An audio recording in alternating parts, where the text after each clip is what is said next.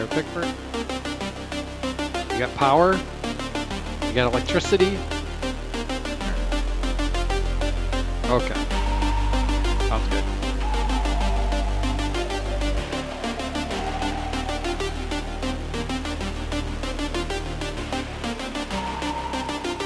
$40 candles? Gotta make it work.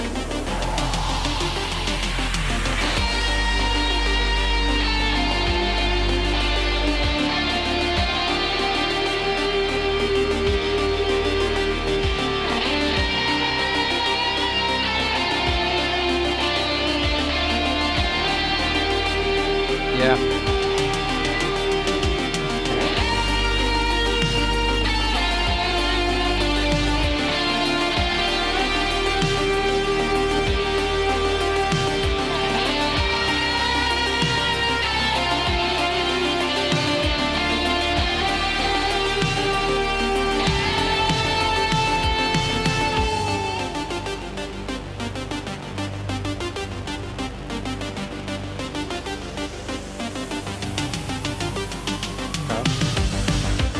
Yeah.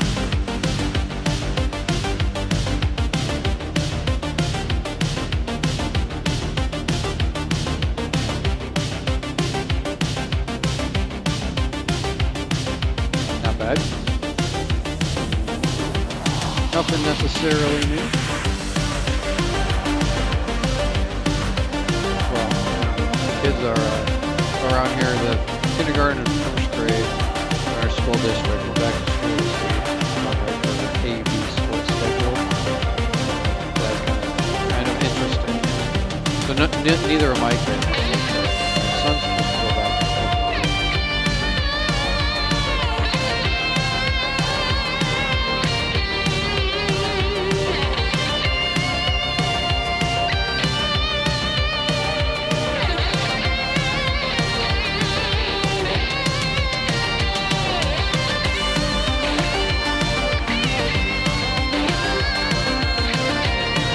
Basically what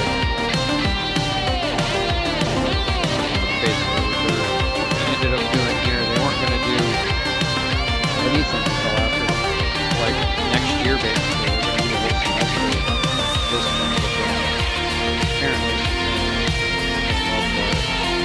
decided they needed to change that. What I heard is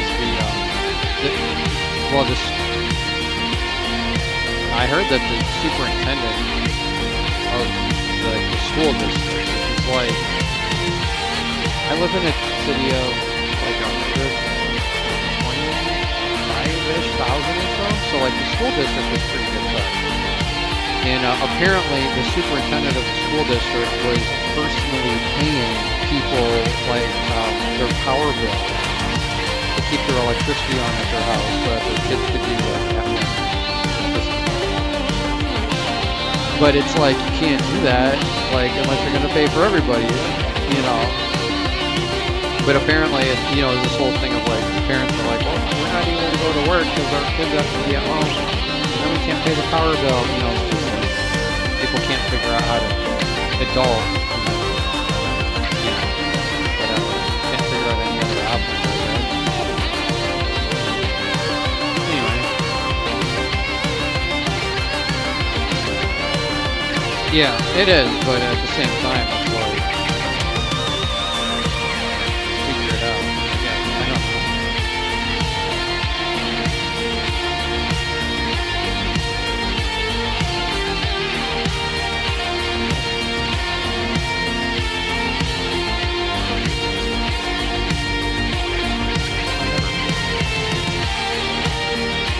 Oh well. You ready to talk about?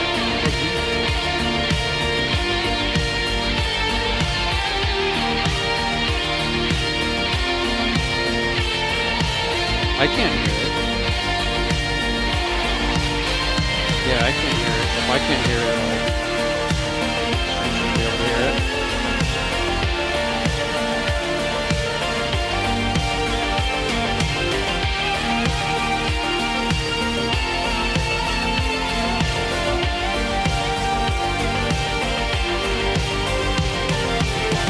Cool.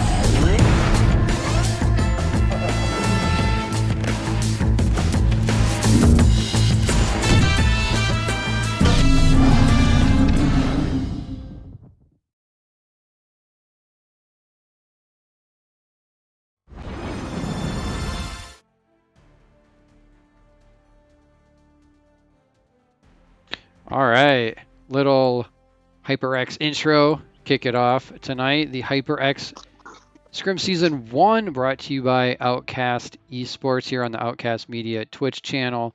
Hard to believe we are more than halfway through.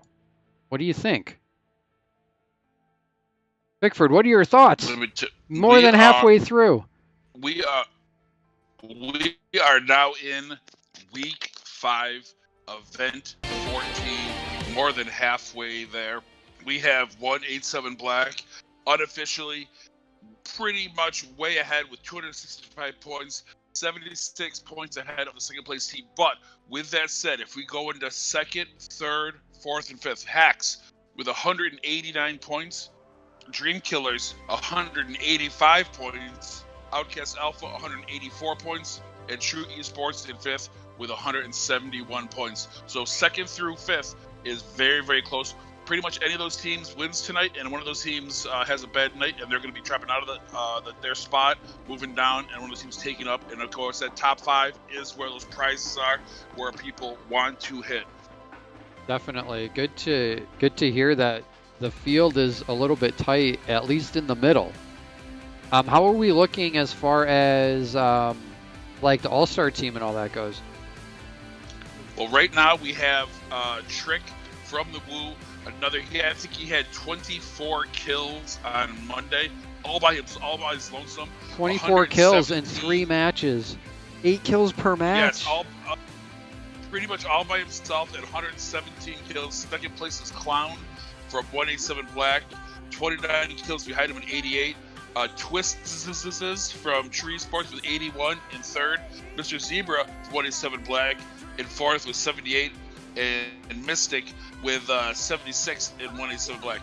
I'll tell you what, one thing that's holding Twists back is he actually has a better KM rating than Trick, because he hasn't played as many matches. He's 3.5 to I think Trick's like 3.2.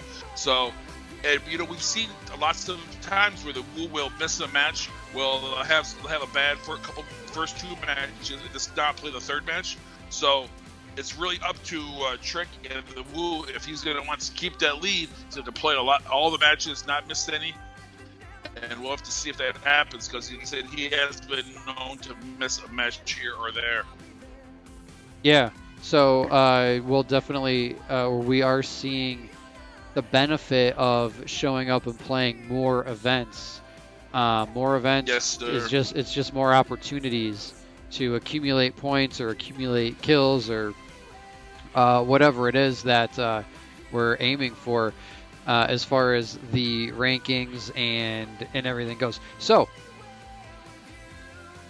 we're getting ready to go into the first match. Should be Erangel. So the teams we have on slate tonight, I was looking at this list. Let me run through it real quick. We got Outcast Alpha, Bravo, and Charlie. 187 Black, Misfire, The Forgotten, Meeseeks showing up again. True Esports, Dream Killers, Walking Frags, Anti-Sweat, Broham, Ghost Melee Elite, Genesis, Luxurious, 10 HP. We are Misfits, Men of 4 and Men of 4 Bravo, Hacks, The Woo, 6 Deadly Sins, Top Strikers, and JJTC. Is this a team that has been here before? Or am I losing my mind? That doesn't sound all that familiar. This is actually one of the good things about that's really hit up Misfire since we've started is this has been a great recruiting tool. Be out here being successful. So we actually have enough players to start a second team, JJTC, which stands for Jin Jin's Thin Chin. One of the members on that Team 25. Sounds like a Chinese buffet dish or something. Plus, so we have three teams in here that have MSF as their tag. Oh, that's not going to be confusing or anything. JJTC, and then We Are Misfits, which I guess is an homage to the pro team that was We Are Misfits that disbanded a few months ago. Yeah, there's a Misfits pro team. Yeah. Well, I mean, there's a Misfits led by Downer. So there's a Misfits like esports org, right? And yes, there was a Misfits PUBG Mobile team. That was like a tier 1 team. So Yes. But the MSF, they will have a slightly I don't different. think that's them. But yeah, because I remember when that team came around, we were all like, "Oh, geez, we have to switch." We decided we're going to keep MSF. We had it first. We got it since August of 2018. We're keeping it. But I digress. Well, it looks like that team. Oh, that's been a 4. Never mind. That's why We Are Misfits is team 18. So they're MSF, but they don't have the fancy in the name. Anyway, Yes. our plane path here, quite westerly, is what it looks like here. So we're gonna have Dream Killer's heading towards Novo from the looks of it. Your JJTC team is already out of the plane. There's already something going on at the very south end of the island where 10 HP is down here. They already have 1 kill. How do they have a kill when we're still in the air? 10 HP's gimmick is to jump super early and hit these little compounds all around. Okay, well, Novo. Fish. It looks like they ran into the wrong guy. Fish ran into the wrong guy. Yeah. And hit that that RNG factor and got smoked in the first 10 seconds. Well, yeah. Even if he didn't lose that fight, all 4 of the 10 HP players basically landed at the same compound with him. So even if he survived the initial encounter there, I don't think he would have fared too well. Deep Solar. Thank you for the follow. Right. I'm looking over at Primorsk. Not surprising. Luxurious is over there. The main Misfire squad is up around the Quarry Ferry Pier area. Again, that's not too surprising. And 187 Black is all over the Westerly Bridge. Again, not surprising. Like, all these teams are kind of settling in to kind of predictable drop spots. Yes, sure. One thing that is a little different is OUTcast Bravo didn't jump main military. That's something they've been doing recently. So no one's there right now, and Dream Killers has been hitting Novo / that Eastern Bridge area recently, and looks they're there too. So everyone's kind of in their spot in the lower half, except for OUTcast Bravo, who decided not to go to military for whatever reason. Yeah, they're up in this run. farm. Now, of course, you have OUTcast Alpha way up there in there. Like they normally do. A lot of teams though hit that kind of shooting range, Severny, North George. I mean, not a lot of loot in that specific area, so we'll have to see how those teams are able to loot up and rotate, and if they run into each other. Yeah, we got Top Strikers, Ghost Melee Elite, Team 15. That's Genesis. I mean, yeah, all up at these little kind of scrub compounds where there's barely enough loot for a duo at most of these little 3 to 4 building compounds. Now Ghost Me Elite driving right at Broham, I believe. Yeah, Broham. Somehow though, able to sneak by them without shots. What's going on up here, bro? Oh, Broham was down underground in that bunker. Okay, I'm like, how is there no shots? Oh, okay. They were underground. That makes sense. So they had to hear the vehicles roll by, and I bet Ghost Melee Elite was going to that bunker, but Broham had a UAZ parked right outside, so they probably saw the UAZ and decided stopping there may not be a great idea this early in the match.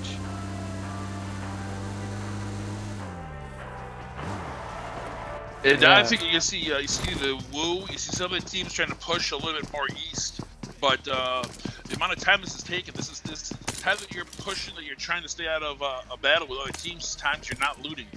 This is the whole point of this first circle is not to fight or to do anything other than to grab as much utility as you possibly can, because you've seen so many times with the other 15 teams, if you don't have everything you need in those last fights, you're screwed. There's going to be no time to loot bodies or anything like that. You're going from battle to battle to battle. If you don't have enough smokes, enough bullets, enough health, you're not going to be able to get it at the end of this match. So you need all this time to get it now.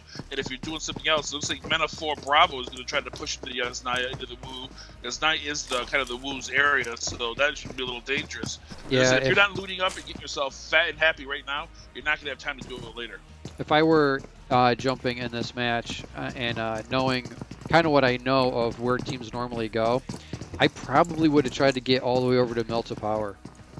Or maybe Lebovka, but I think Melta Power is probably a better bet as far as loot goes. Like, if you could have landed and got a car, like, go as far away. Power has not been, people don't push that far out. That's a Yeah. very good point. People don't push all the way. Usually they kind of stop at Milta Town and then do that far Milta, maybe up to prison, but they don't push all the way over to Milta Power or Lipovka unless it's like directly on the plane path. So I think that's very smart. And Yeah, so what he's more saying times is we don't normally than see not, players the or circle's teams gonna be like push it is right now. That all the way kind over of towards Lipovka unless it's right under the plane pad. center scene when it comes to the power. But the power is rarely it's not like one of those things where I know that DK is going to be a Novo, 10 HP is going to be on the outside of military. You know, Misfire is going to go to Quarry. It's not one of those things where the team could go there, but it's not one of their normal loot spots like say Zarki and Outcast Alpha. Exactly. Yeah. Apologize for the connection. Pickford is actually on cell data right now because his power's out because of a storm. So if he breaks up a little bit, I will do my best to decipher the Morse code that's coming through the tin can and I'm trying to keep it. I'm trying to keep it quick. No, but you made a good point. I mean, I was just looking at basically from where the plane path was.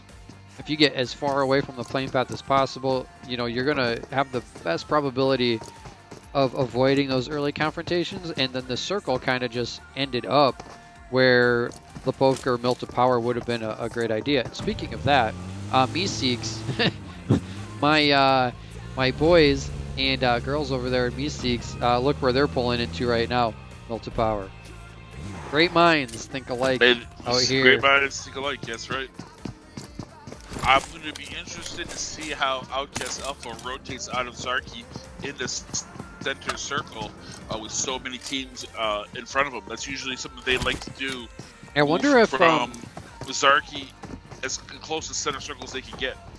I'm just curious if some of these teams like Walking Frags and possibly We Are Misfits kind of are familiar with Outcasts dropping patterns and have maybe looked at setting up kind of like a roadblock in between here and there. Maybe not. I mean, that could be. Because now it looks like Walking Frags is rotating right into Team 18. We Are Misfits.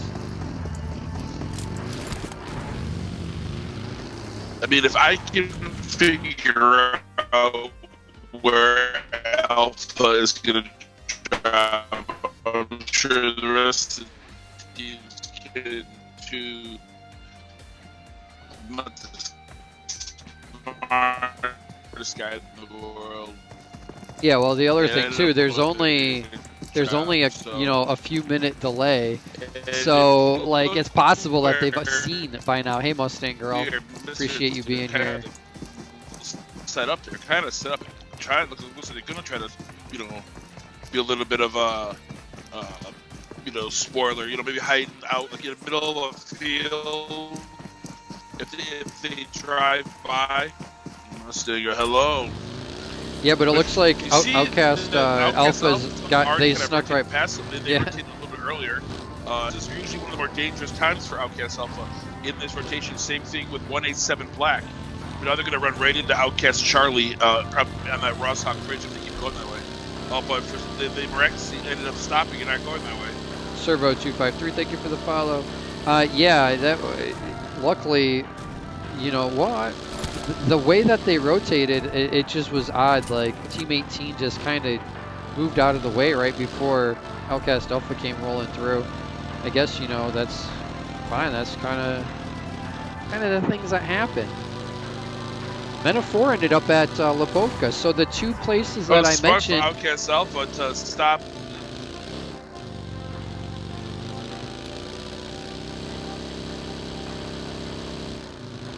Sorry about that. Yeah, just saying Metaphor went to Lipovka and Meeseeks went to Milta Power. So the two places that I had mentioned trying to get to, early on, actually were taken up. So that's cool. Cool to see that my game sense isn't totally broken.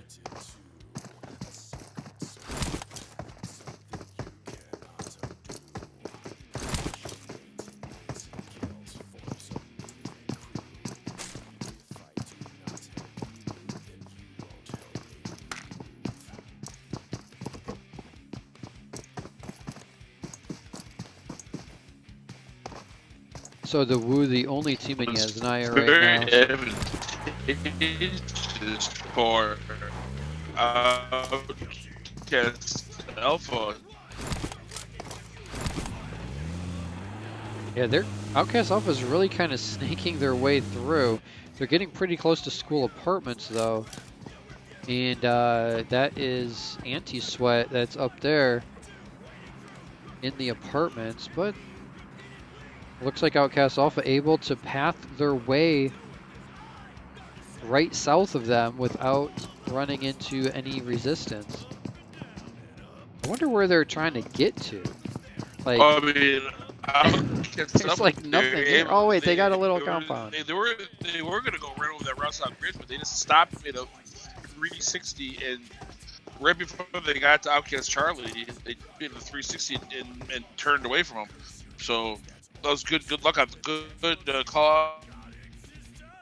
Yeah, well, Rozhawk, Watertown, I and guess. that garage compound in between is a lot of times occupied. So that second bridge going across there sometimes can be a trap. So I think whoever made that call has probably been caught on that bridge a time or two and decided to try not to repeat that. And yeah, it worked out well. I'm just trying to figure out where. Most likely. I guess they're just going to take up this little compound for now. Not really much going on so far. We still have 86 players alive. Team 16. Yeah, it's going to be this way. We've been averaging all right, well, 10 HP. 15 players at the JJTC team did get taken out here by 10 HP. The south side of the West Bridge. Big thing now, Nick, is going from 15 teams to 10 teams. Watch when we get to 15 teams, how quickly it is before we go on to 10.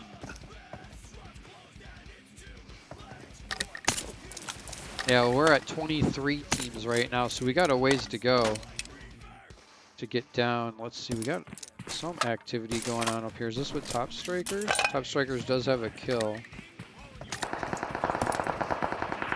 Hacks, Team 21, one of our top teams at the moment.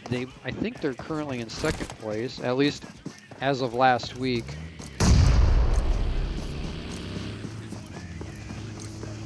Looks like Six Deadly Sins ran into him. Armor doing him dirty with the pan.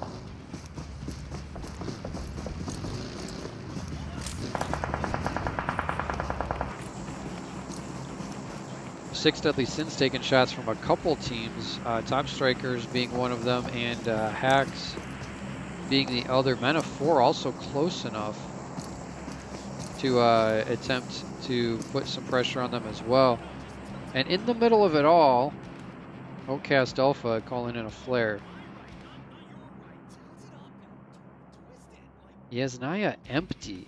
That's hard to believe. Wu has pushed south out of Yasnaya, and there's currently nobody at all in one of, if not the bigger or biggest city on Erangel. North George might be bigger. I'm not sure. I think it technically is, but not really utilized quite as much as Yasnaya. Most of the time when players go to North George, they're not going all the way west or all the way east.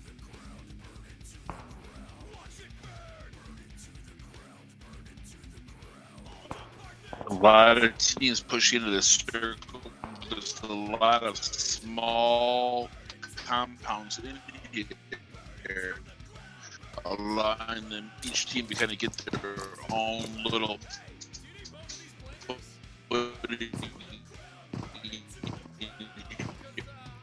You want to see the remaining teams. All the teams are remaining except for Team 25. That's the only team that's been eliminated right now. As you can see, there's 23 teams alive currently. So out of the 24 we start with, they're all there except for one. So it's yeah, there's the remaining teams, like basically all of them. The next circle, when it gets a little bit smaller, when the teams have to move in, I think that's a lot of action.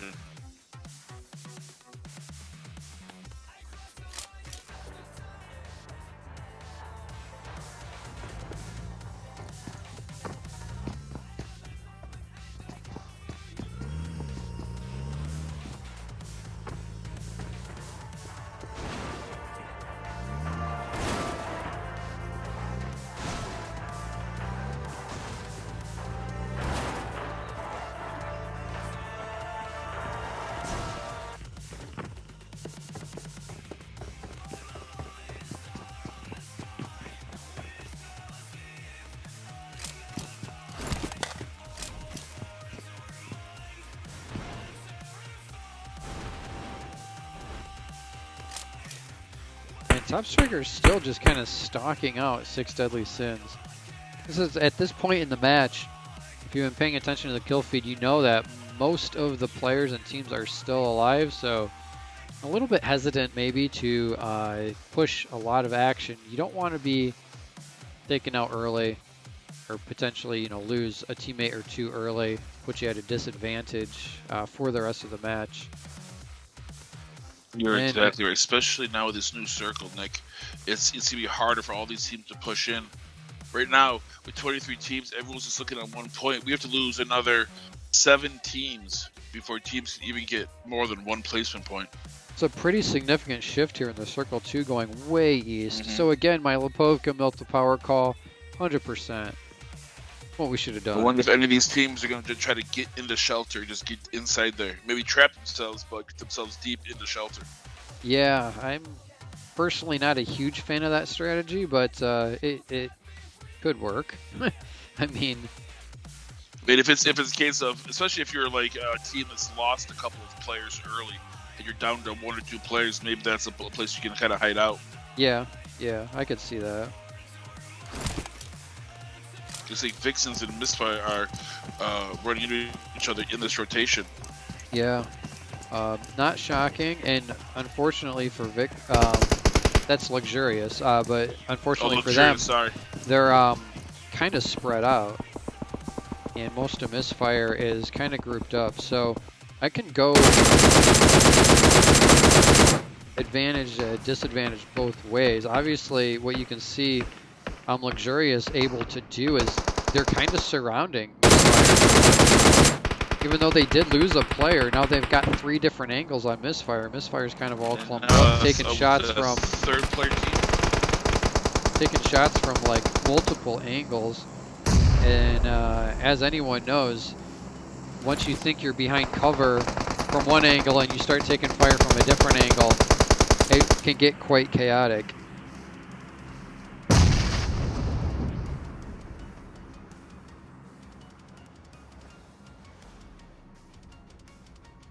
Glitchy has Fatboy just lined up. Shot Artemis down low there. Now, very smart. So it was pretty smart to try to move. I don't know what it looked like they kind of lagged or something. But Fatboy is to...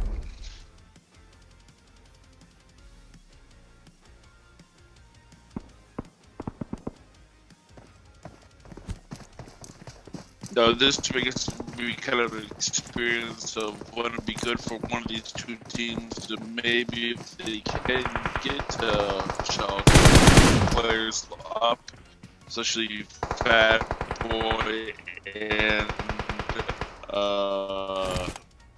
Artemis. Wow, Artemis he's like 2 HP, able to get behind a tree. Let's say luxurious. And Artemis Luxury with went that all the way recoil up there to control. pick up. Luxury went all the way up there to pick up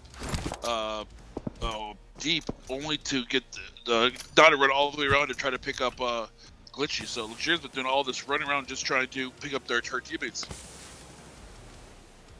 Keep them teammates up. Keep you know, as many different angles as possible. Because although Misfire did get 2 team kills, they're still in 23rd place. This is not a place you want to get knocked out at. Pickford, I don't know if you can see chat or not, but they're wild right now. It's funny. You are breaking up almost as much as you're not breaking up, unfortunately. And they're like, I agree with Pickford. I felt it when he said.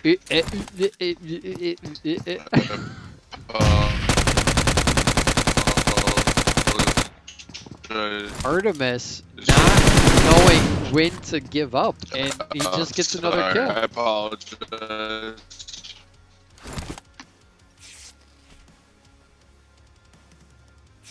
Yeah, Pickford is has no Wi-Fi at the moment, so apparently Discord doesn't work so good on cellular data. Woo!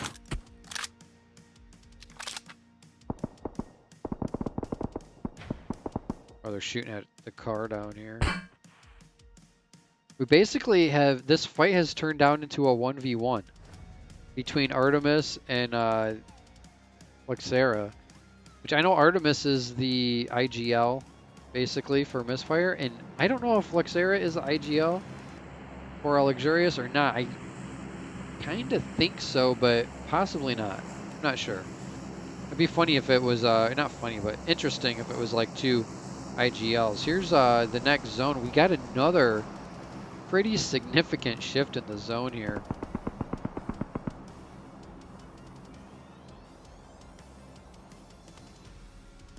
It's like True Esports. Wow, down to just 1 player, but Malik able to hold on and clutch it for his team. Going to be able to get Freddy and Twists up, and they'll be able to continue on as a 3-man squad.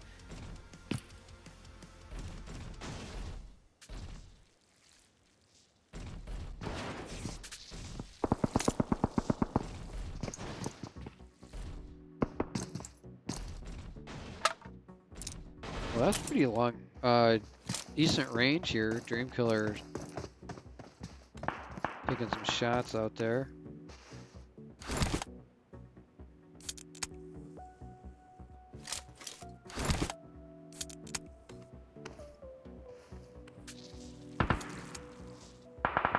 Weird Misfits doing all right. They have all 4 of their teammates alive right now. And that's a lot of fire. And 10 HP just took out, I think that was Anti-Sweat. Let's check real quick. Yeah.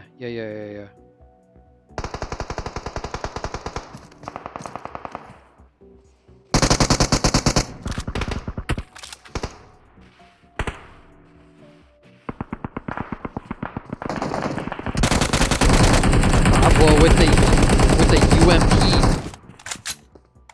I'm hearing the UMP is decent. I'm having a hard time wrapping my brain around that, but I'm seeing players using it. So, you know, there is that. And the zone here favoring Dream Killers at the moment. Basically about the only team in. 187 Black on the west edge, but they've got top strikers right with them. And Clown is the only one up. Now Clown able to pick up Mr. Zebra just in time, just before he was knocked and finished by Junie from Dream Killers. And wait a what? Team 24 top strikers able to find the last player for 187 Black. 187 Black out early Looks like about 13th place or so. Open up some opportunities for a few other teams to maybe make up a little bit of ground on them.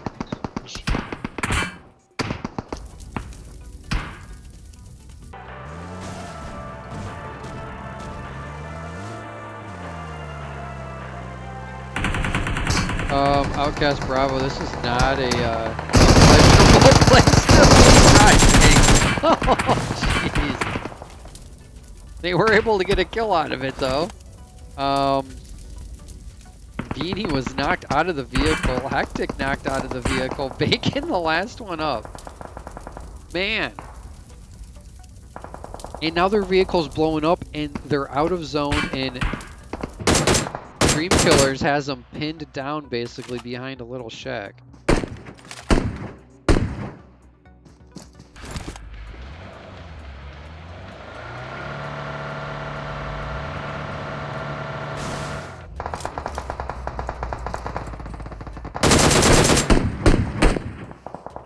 Dream Killers rotates right into the Woo as they're trying to back off, make sure that they're in the next zone.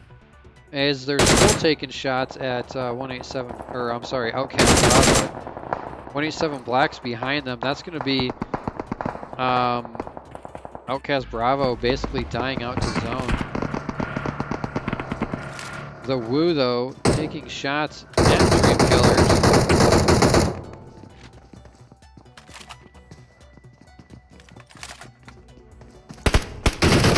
Yeah, I misspoke. I meant the Woo, not 187. So the Woo in zone about center. And as was asked before, they are taking up a little position here in the shelter. Now for some significant hard cover.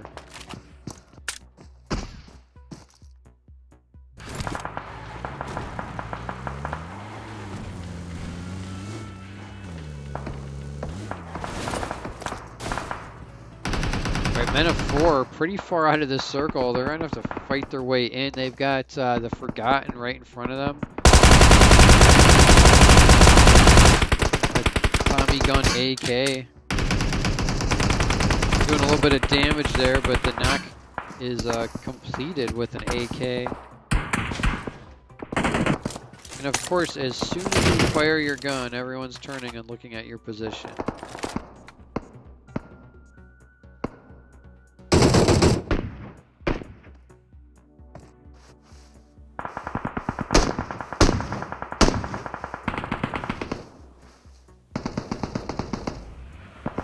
Trick with the knock.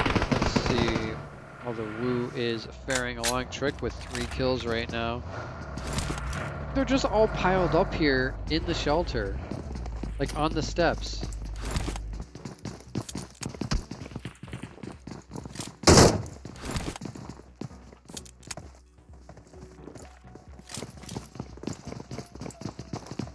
Seemingly without too much of a care in the world. Alright, so it looks like the Forgotten able to eliminate some players that were in their way as far as getting into zone.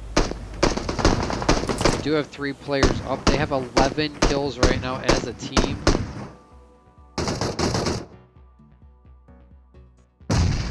We got Dream Killers, Men of 4 with 1 player, the Woo with all 4 players up, and the Forgotten with 3 players. So like a 3v3v 4v1.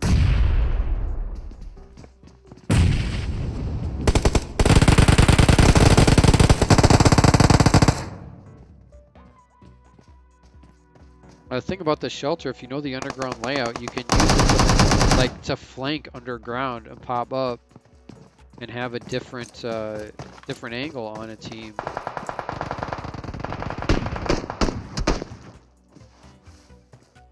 And I think that's what the Woo did as they popped up, or either that or Dream Killers tried to push down into the shelter. I would say that's what happened.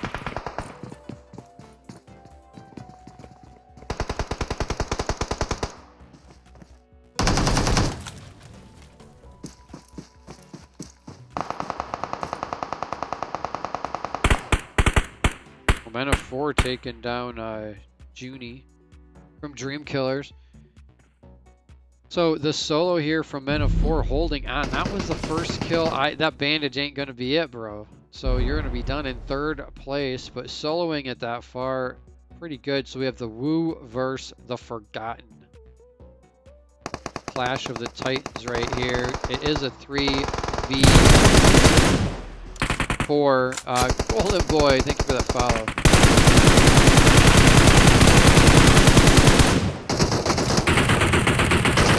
Gizmo not able to survive any longer in the blue.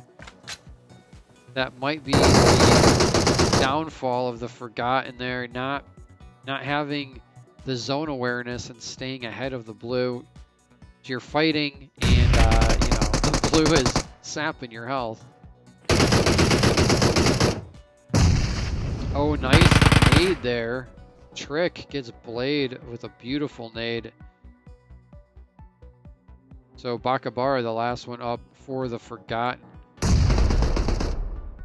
Trick following it up with another nade to get the finish, making sure to seal the deal on that point.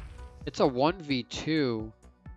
Bakabara could clutch this, but he's going to have to pull out all the stops to do that. He could, I mean... Oh, the zone is not going to be friendly, though. And that's going to be it. He had to come up from that rock. If he would have maybe peeked left first and gotten that knock and then shifted his attention over to the other player, maybe he could have pulled it out. But the Woo, outstanding performance here in match 1 with 10 kills and the chicken dinner. The Forgotten, though. I mean, Trick had 6 kills, and we know Trick right now is, I think, number 1 on the frag count list for this season. But Gizmo puts in 8 kills. The Forgotten with 13 total in 2nd place. And the Men of 4 squad here. I'm not sure if this is Men of 4 or Men of 4 Bravo, but either way, they were able to get up to 3rd place. And God, the last one that left for a long time ends up with 1 kill in 3rd place. Then we see Dream Killers there in 4th, Men of 4, the other Men of 4 squad in 5th, True in 6th, and 10 HP in 7th.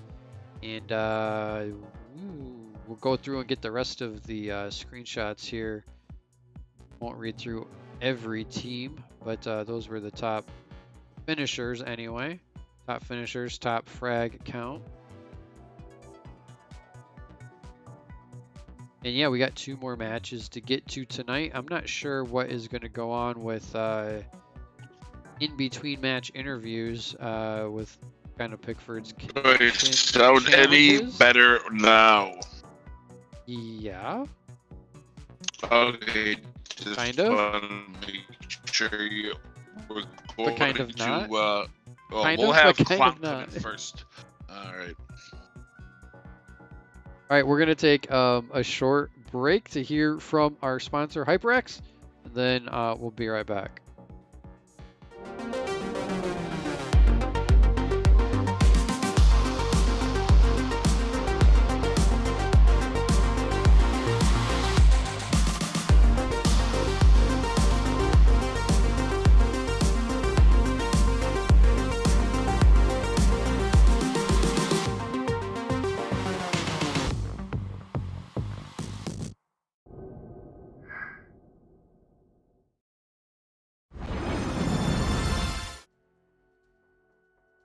All right, so we're back after match 1. I got to get these screenshots into the scorekeeping committee here before they start getting upset. So I think Pickford said we have. Did you say Clown? Yes. Clown from 187. Cool. Cool. Just putting him in right now. If I bring up too much, you can take over for it.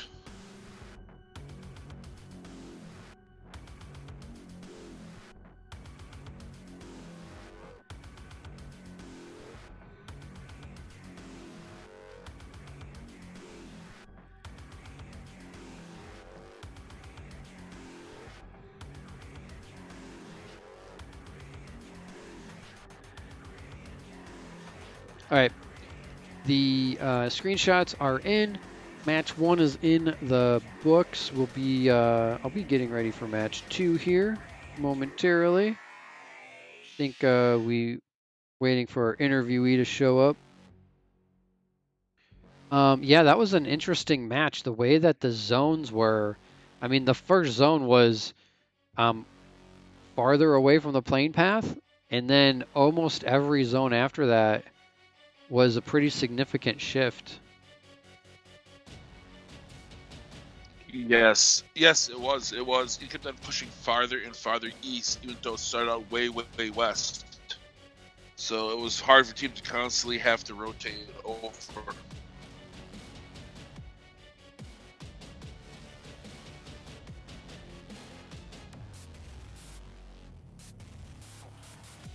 Quicksty, thank you for the follow. Got a number of new follows here. I know I'm not keeping up with all of them. I apologize for that, but every single one is definitely appreciated.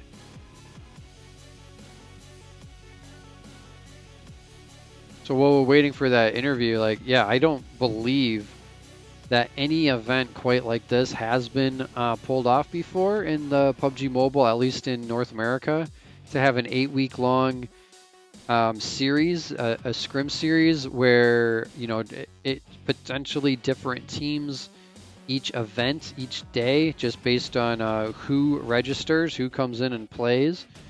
And it's kind of nice because it gives some flexibility for the teams who can't necessarily, make sure that they've got players there for every event. But at the same time, it does reward the teams who are able to participate more often. Golden Boy Gaming with a tier 1 sub. Golden Boy, my boy, good to see you out there. Thank you for supporting the OUTcast Media channel and what we're trying to do over here.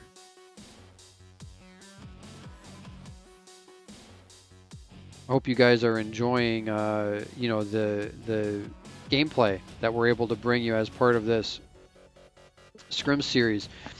I know. Hey, yeah. I don't know what the problem is. I think it must be my comms or something. Things are all jacked up. I apologize.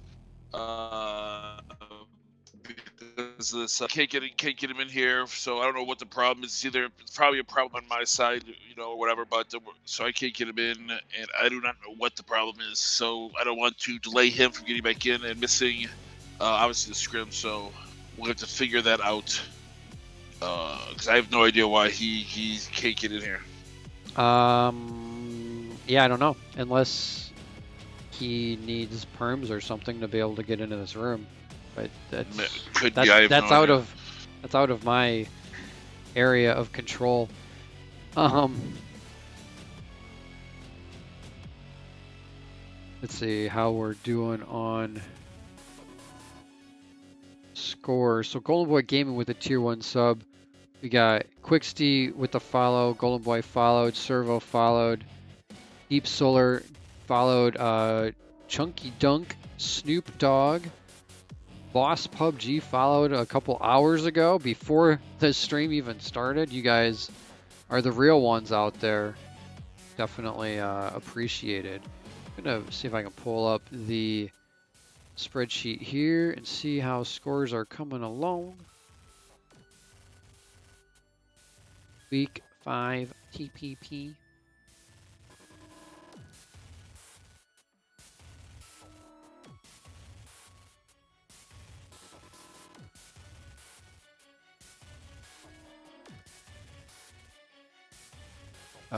Well, there's scores here. Guessing these are all filled in. If they're not, I don't know what to say. But they should be. They should be.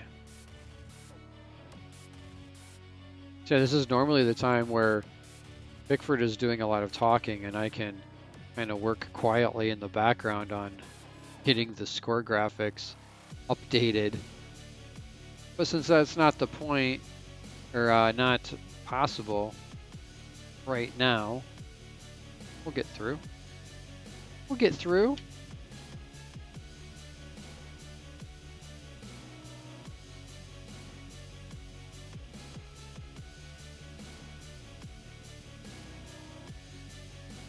Do you want to replace? I do. I would love to replace that file. Thank you for asking.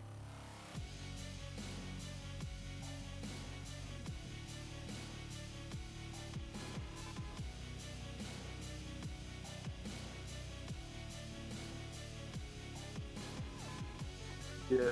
So there, I finally have figured it out, and it is obviously just a couple minutes before we're supposed to start. But Clown, we do have Clown from 187 with us right now. Clown, what number is your team in this match? Oh, you're already in there. All right, good. So it's not too late. Can you hear me, Nick? Is everything good? I can hear you. Yeah, you're breaking up just a little bit, but I can hear you. Clown is muted. I'm not sure if he knows that or not, but we won't be able to hear him. The real Piper's here for Duke. You missed Duke. Duke was 2 days ago. Well, maybe he probably thought like I didn't hear, and then was just like, I'm out of here. So at least we figured it out for the rest of the evening how to get him in here. But Claudia, he's on mute right now, so if he can hear us and take himself off of mute. And they just left. So I guess we have figured it out. We'll have to go to the next match and for it to work out. But we're going to keep working on it and to get it to work out eventually. Bro, I don't want to put you on the spot, but I'm just wondering, like, how far out in the sticks do you live that, like, your cell connection is this spectacular? Well, the problem is that there's 28,000 people without power that are all using cell right now. Yeah. I live 30 minutes. I live about 30 minutes from Boston. Oh, so you're not really out in the sticks at all then. But yeah, you get everyone and their brother using up all the 4G / 5G that probably nobody has, but anyway. So our second match here is going to be on Miramar. One of the, I think, most entertaining maps to watch. I don't know, I just like watching how... Hey, Clown! You made it. Hey. Sorry about the technical issues tonight. Electricity kind of helps when you're trying to do an esports production. It's kind of an essential. I'm not sure if Pickford is going to be able to participate a whole lot. He's having some connection issues because he hasn't had power because of the storm. It's probably best for you to take it over. Yeah, so take over. Oh, wow. Clown, we've been noticing where you guys drop on our angle, kind of on that west bridge, north side of the west bridge. What you guys looting up like gas station and like that compound right by the bridge, or I mean, it's surprising how quickly you guys are able to loot up, kind of dropping in such a remote area like that. Can you help us understand, I guess, what you're looking for, or I mean, how you're spreading out and getting all that loot that quickly?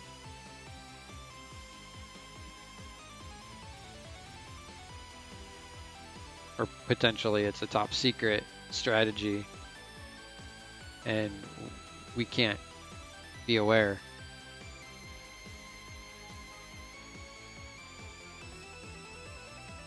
Anyway, let's take a look at the scores real quick. We are getting ready to get into the second match, so we'll get Clown in, I believe, after this match. We'll have maybe some extra questions in that we can go over. Apologize for the delay there, but let's quickly take a look at the scores after match one.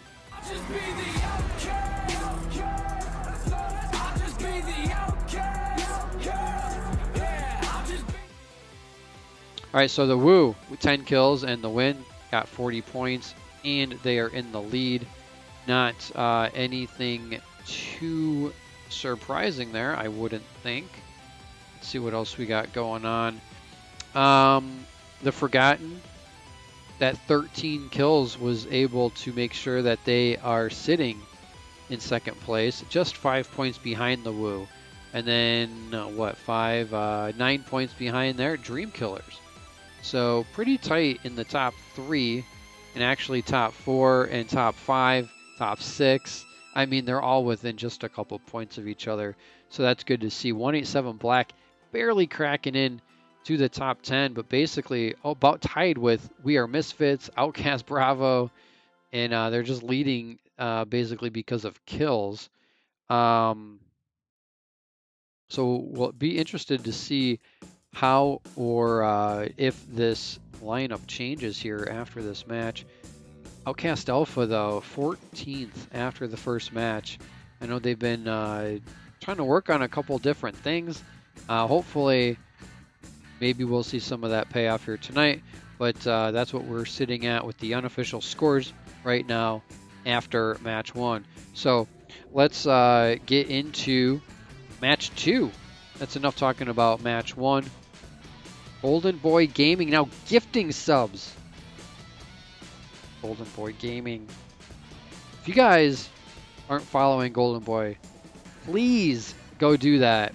I don't know that there's a shout out command on this channel yet, but you can just click his name in the chat. Like, well, I guess it's over there, but like on my screen it's there. But anyway, you click his name, give him a follow. He streams other scrims, his own gameplay, and is always a good time over on his stream. I know his stream's pretty decent because I helped him set up a lot of it, so I know at least from the technology standpoint, everything should be going pretty well over there, and Golden Boy is a very entertaining individual. So yeah, go check him out. Wow. 187, we know, like, kind of their MO. Like, even though they didn't probably perform quite as well as they wanted to in the first match, they're not holding back here in the second match. They dropped right where they always drop. Los Leones, kind of that south to southeast corner. They do have Luxurious right there with them. And I don't think Luxurious wants to get in a fight with 187 right now, especially after the first match. Dead, you figured it out. Yeah, it's not too hard. You literally just go into your account and change the name. Pretty easy. If you do have any loyalty things attached to your account, like through Stream Elements or Streamlabs, like loyalty points on different channels, those will get reset because they are specific to your name, not your Twitch account. So, not that it really matters, but sometimes people get a little bit butthurt when their watch time and their followage goes down to like 0. Mana 4 Los Higos.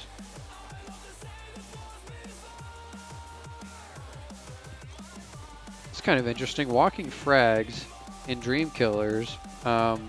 All about Chumacera. I wish Pickford were here, because then he could tell us all about how Chumacera is the best place to drop on the map. False news. False. What the?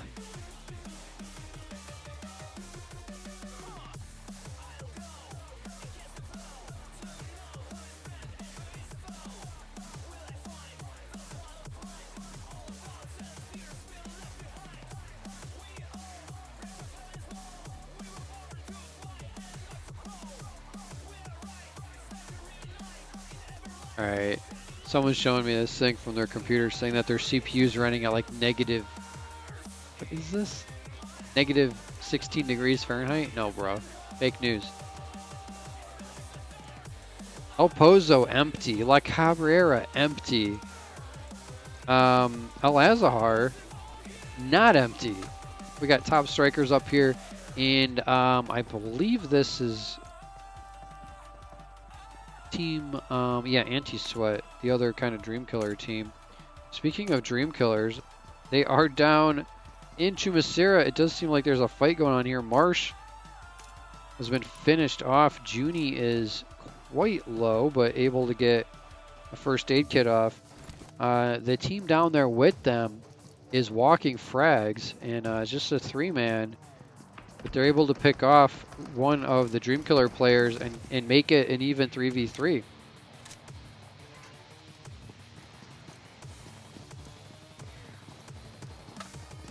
Be out there cheering on Meeseeks. Meeseeks is one of those quiet teams that it seems like, at least in these matches, they kind of start out slow in like the first match. Like, I remember a week or two ago when they won for the night, and it was like we didn't see or hear anything from them, and then they won the third match, and it was like, whoa, they won the whole night. They were just silently getting kills, getting, you know, decent placement, and able to, you know, pull out the win in the end. Mommy iOS with a nice flank there in the vehicle, getting just in time here to pick up Junie. Sarge is also knocked though. Crystal on the push. The drop shot. Two of them come around the corner. What? What? Mommy iOS is too OP. Did you see that? That was insane. Wow. The drop shot on the corner. Able to take down 2 players with the AK. Just saving it for Dream. Could you imagine if Dream Killers went out in 23rd, 24th place? Dang. Speaking of going out early, what the heck, Outcast Alpha? Brownie and Wadu already gone. Yeah, they would have been out in 24th place, obviously, because the team that they took out went out in 24th place. But Mommy iOS, that was a freaking OP play right there. I thought when they went prone and 2 of them were coming around the corner, I'm like, there's no way. There's no way when you're prone, you can't move. You're just stuck in one spot. But just able to hit the shots with the AK. I believe when you prone, it does reduce like the amount of the spread, like what you normally would have from hipfire. So that probably actually helped out a lot, being able to go prone, not only to make it harder to hit you, because a player comes around the corner, they're expecting to be aiming where they think your head is, but then you're on the ground. But then also to have your own shots be more accurate.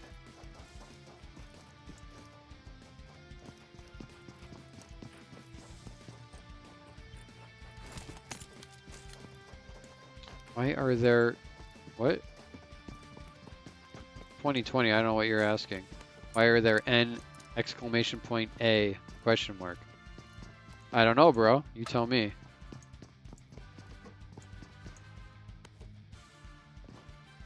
Oh, Marsh was lagging. Yeah. Unfortunately, we know with PUBG Mobile, sometimes lag happens.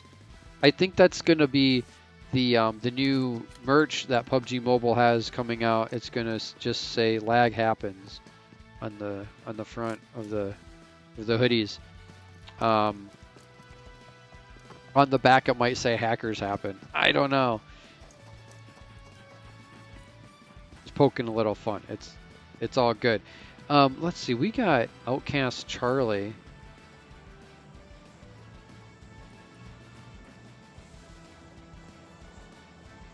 Looking for Outcast Bravo. Little Outcast on Outcast violence going on over here in Minas Generales, the general mines, as opposed to the not general mines.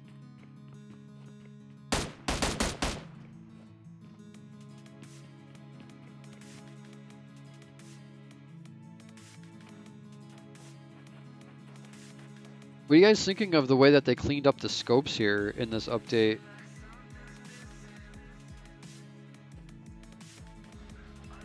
Kind of like how they have like the vignette around the edge, but the reticle is pretty crisp. I don't know, that 4X though just still looks, I don't know, something of it looks off to me, as opposed to like the IRL ACOG that's modeled after. Like it's generally correct, but there's just something weird about it. That chevron just seems like maybe too narrow or something. I'm not sure.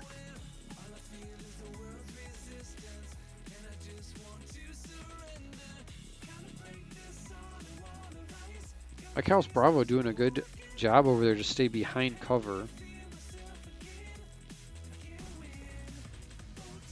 I want to know who killed the OUTcast Alpha players. It could have been this team, Broham, because they do have 2 kills. They are missing 1 player. Yeah, that definitely was it, because OUTcast Alpha has 1 kill.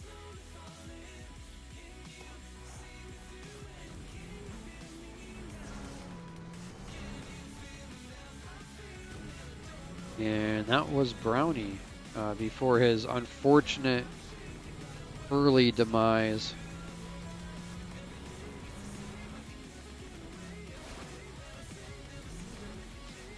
The woo all about Picado right now, but it looks like 187 might be showing up.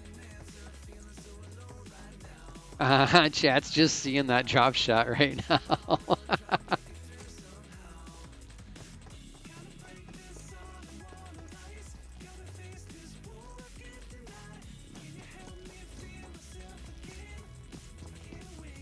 The drop shot was something else.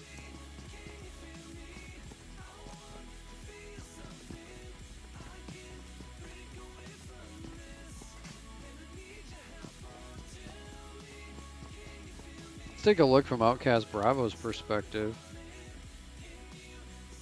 At a blank wall, apparently. Come on, game. There we go.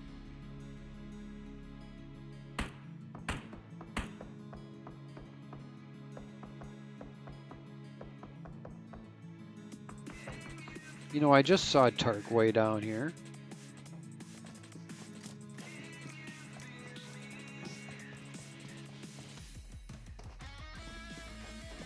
But apparently we will not be seeing Dark anymore this match.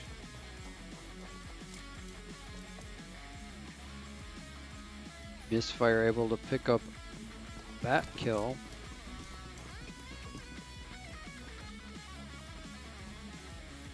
For 187, it's out of Los Leones, and Luxuria is also going to be able to get out of Los Leones, both with neither no kills but no casualties.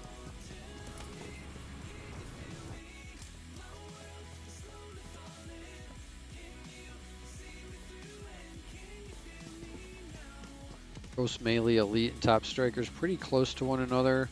Top Strikers already has lost a player.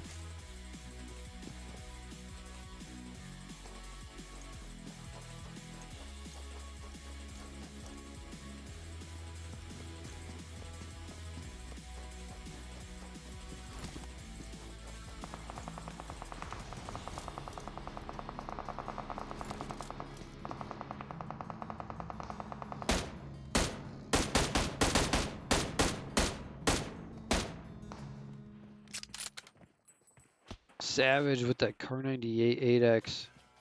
And peek me, bro. Oh, and he nails that headshot. Yeah, don't peek. I mean, as much as I like to harp on like bolt actions in this game because of their limited usefulness, I mean, that is very satisfying to be able to have a guy lean out and you just think, pop him in the head, put him down. Put him down.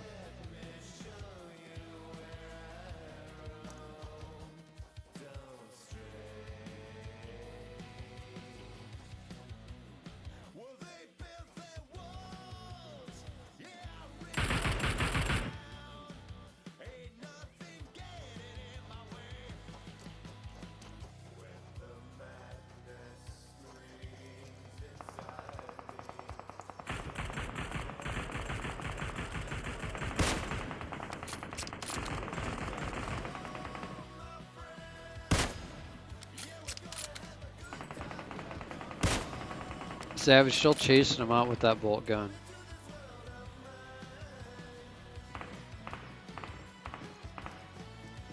With this map gives you a little bit more opportunity to kind of reach out with that bolt gun, but the biggest limitation of it. Oh, nice! That vehicle explosion. That's gonna be Men of 4 is gonna be done. Is that it? No, that's Top Strike. Is that Top Strikers up there anyway? No, they're farther out. That was Men of 4. No, that's. Wait a second. That was Top Strikers. That was in the vehicle, right? Was that Legend?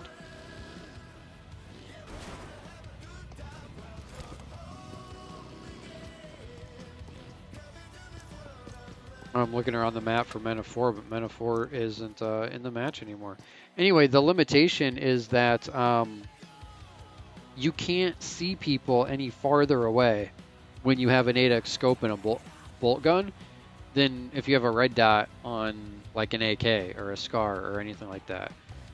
So it kind of limits the usability of a sniper rifle from the sense that in general, like sniping involves being able to engage targets from a distance at which they're not able to engage you back, like to shoot back at you effectively. And that doesn't exist in this game. Because if you can see them at 320 meters with your bolt gun, in the way that the recoil works in this game, they can literally just spray you down with the red dot at 320 meters. It's kind of like, why am I using a bolt gun?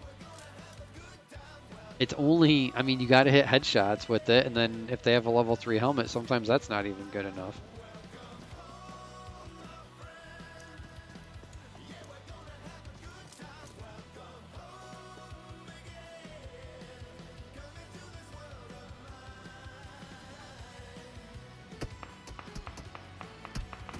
Wow, just like that. See, the distance, I don't know, I'm split on it. Like,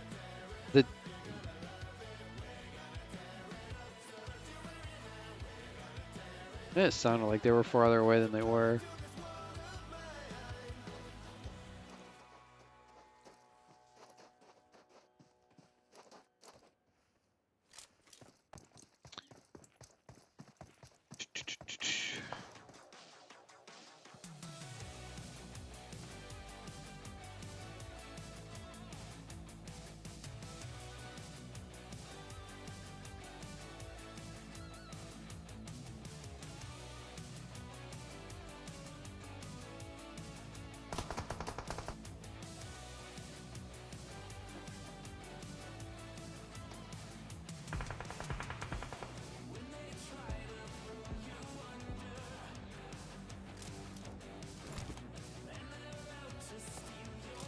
You can't get up there. Come on. Come on, Lucy. You could do it.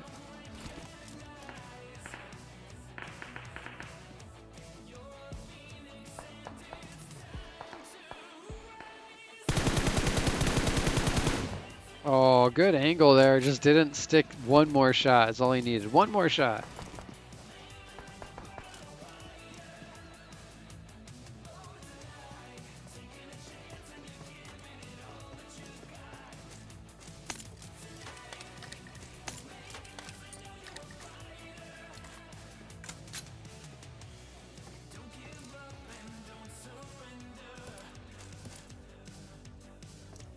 Alright, the zone is going to spice this up here. In a minute or minute and a half or so, zone starts coming in. It's going to put JJTC on a little bit of pressure to move to zone. Where Hacks just basically has to take a quick step back. It does look like JJTC going to take kind of an early exit from that fight and work on rotating around the zone. We do have a flare. An AUG and an AWM. It's going to the Forgotten. So they'll be nicely looted up going into the next section of this match.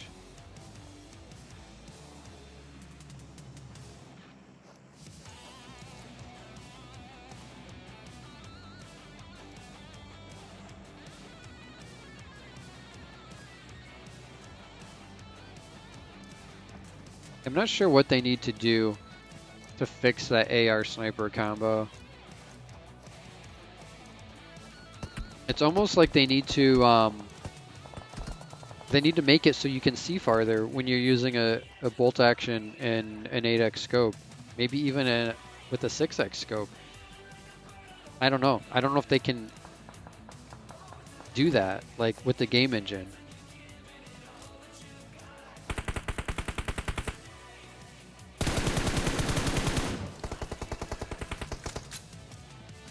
There's other things they could do. They could make if you're shooting automatic, they could make it have more recoil.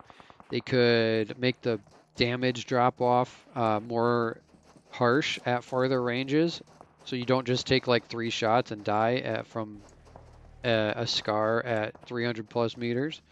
You know, I don't know. I'm not sure what the right answer is. I just like being able to see farther when you're using a higher power scope. I just don't think that that's easily achievable in a mobile video game.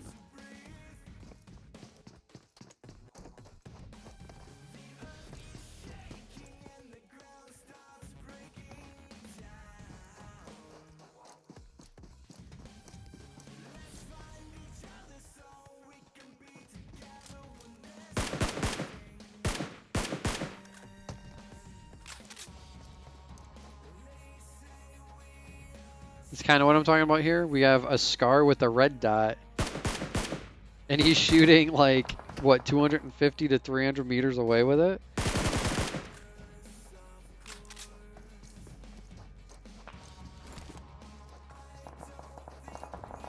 Looks like OUTcast Alpha picking up a few kills in the kill feed on another OUTcast team. So fat rips to what, OUTcast Charlie, just cannon fodder for the varsity squad there.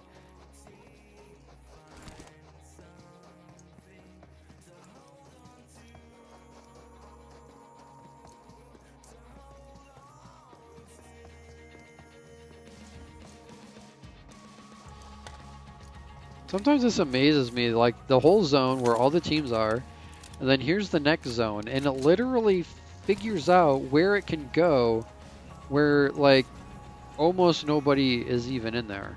Like if it went anywhere else, there would have been teams in the zone, but it went here. You got Hacks on the very edge. You got JJTC kind of on an edge. You got what's going on with the Woo down here.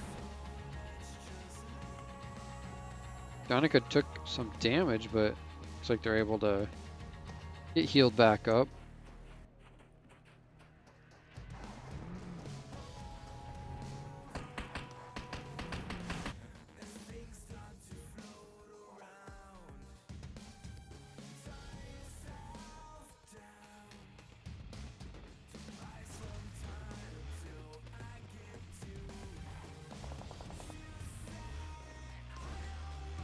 Let's see if this will work. Able to, pull out the win in the end. Mommy iOS with a nice flank there in the vehicle. Getting just in time here to pick up Junie.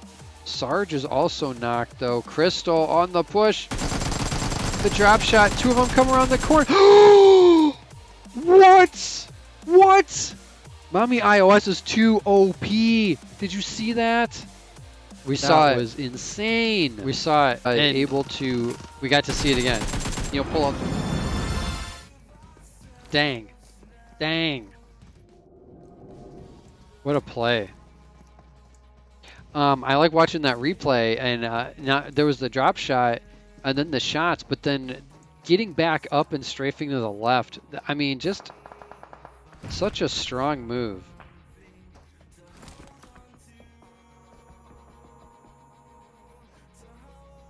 All right, this is Meeseeks. We got Killjoy.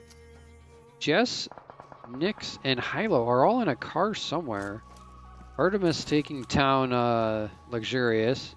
At least one of the players there for Luxurious. Killjoy in a fight all by themselves against the Woo. That's never a place you want to be.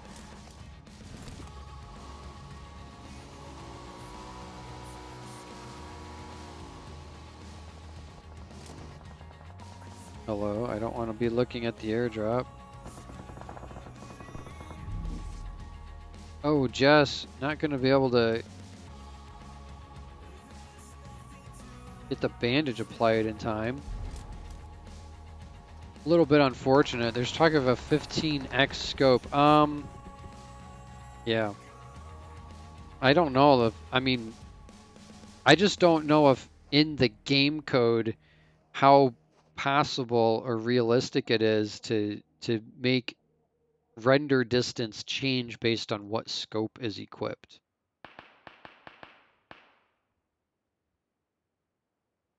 There's a lot of players just going down to zone and 187.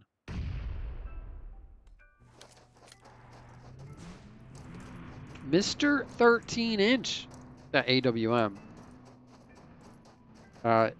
Got money. The whole lobby was on this side of zone, southwest side of safe zone. Yeah. Yeah.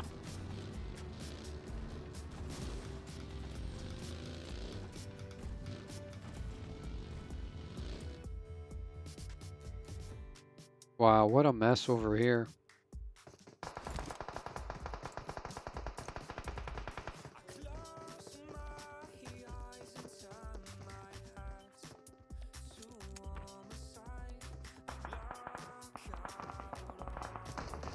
Gizmo mountain goating his way down the side of the cliff here.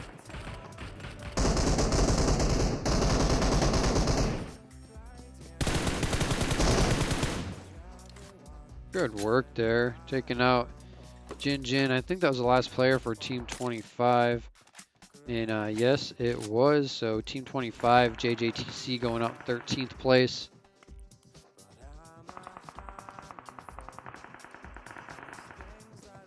Ciao Blue. Greetings from Brazil. Greetings to Brazil. Brazil heading into summer right now. We're heading into winter. Dang. Upside down up here. Go to Brazil so we can head into summer right now instead of having to deal with winter. Sounds like a plan.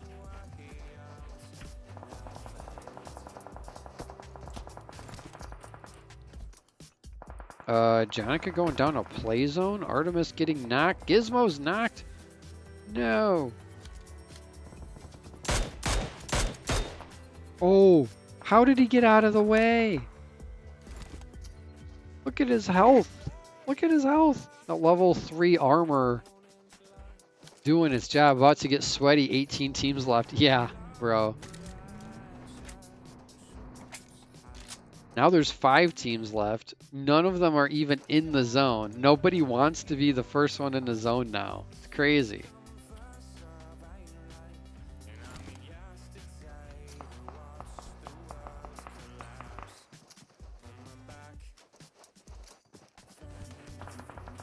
The Forgotten with 3 players up. Hacks with 3 players up.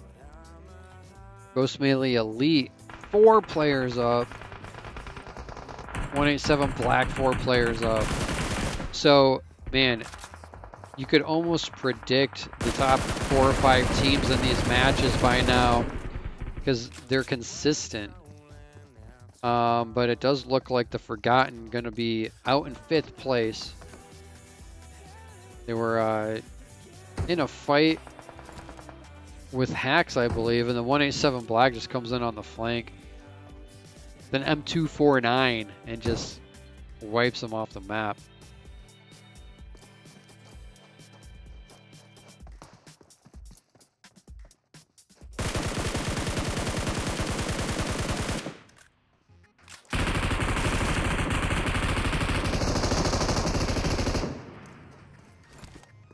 Ghost Melee Elite somehow able to not get knocked there. Uh-oh. That could be a good nade. Somehow, it wasn't. It looked like it blew up high in the air.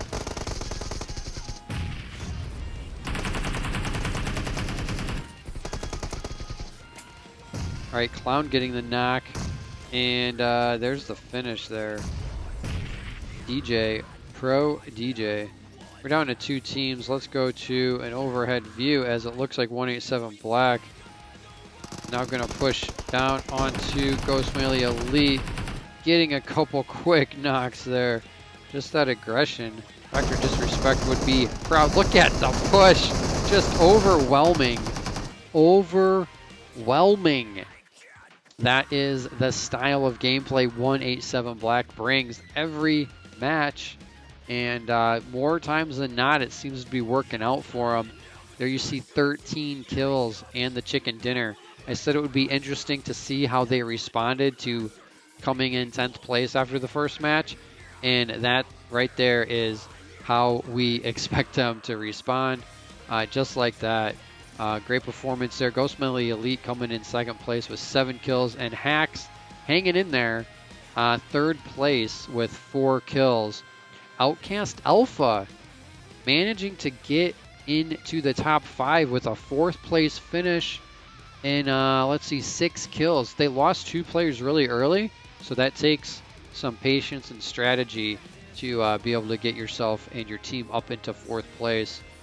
After a bad first encounter early in the game. The Forgotten, 5th place. That's going to be Misfire in 6th place, and the Woo in 7th. So, as I said, no, not really any surprises, I don't think, in this match with those top 7 teams. They're all teams that we expect to be, in the top of the standings pretty much every match. We'll get the rest of the screenshots here.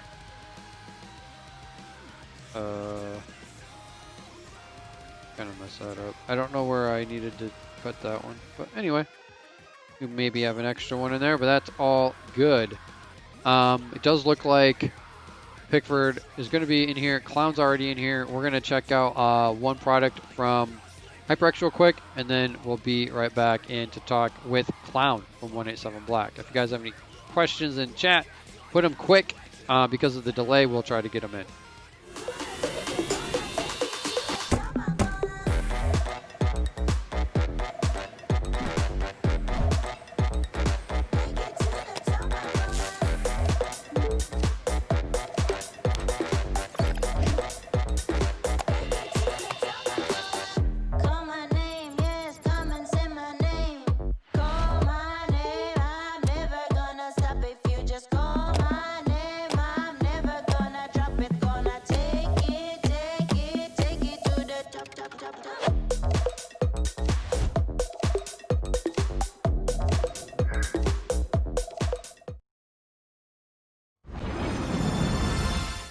All right, that charge play clutch, you've seen mine, every event I've streamed here.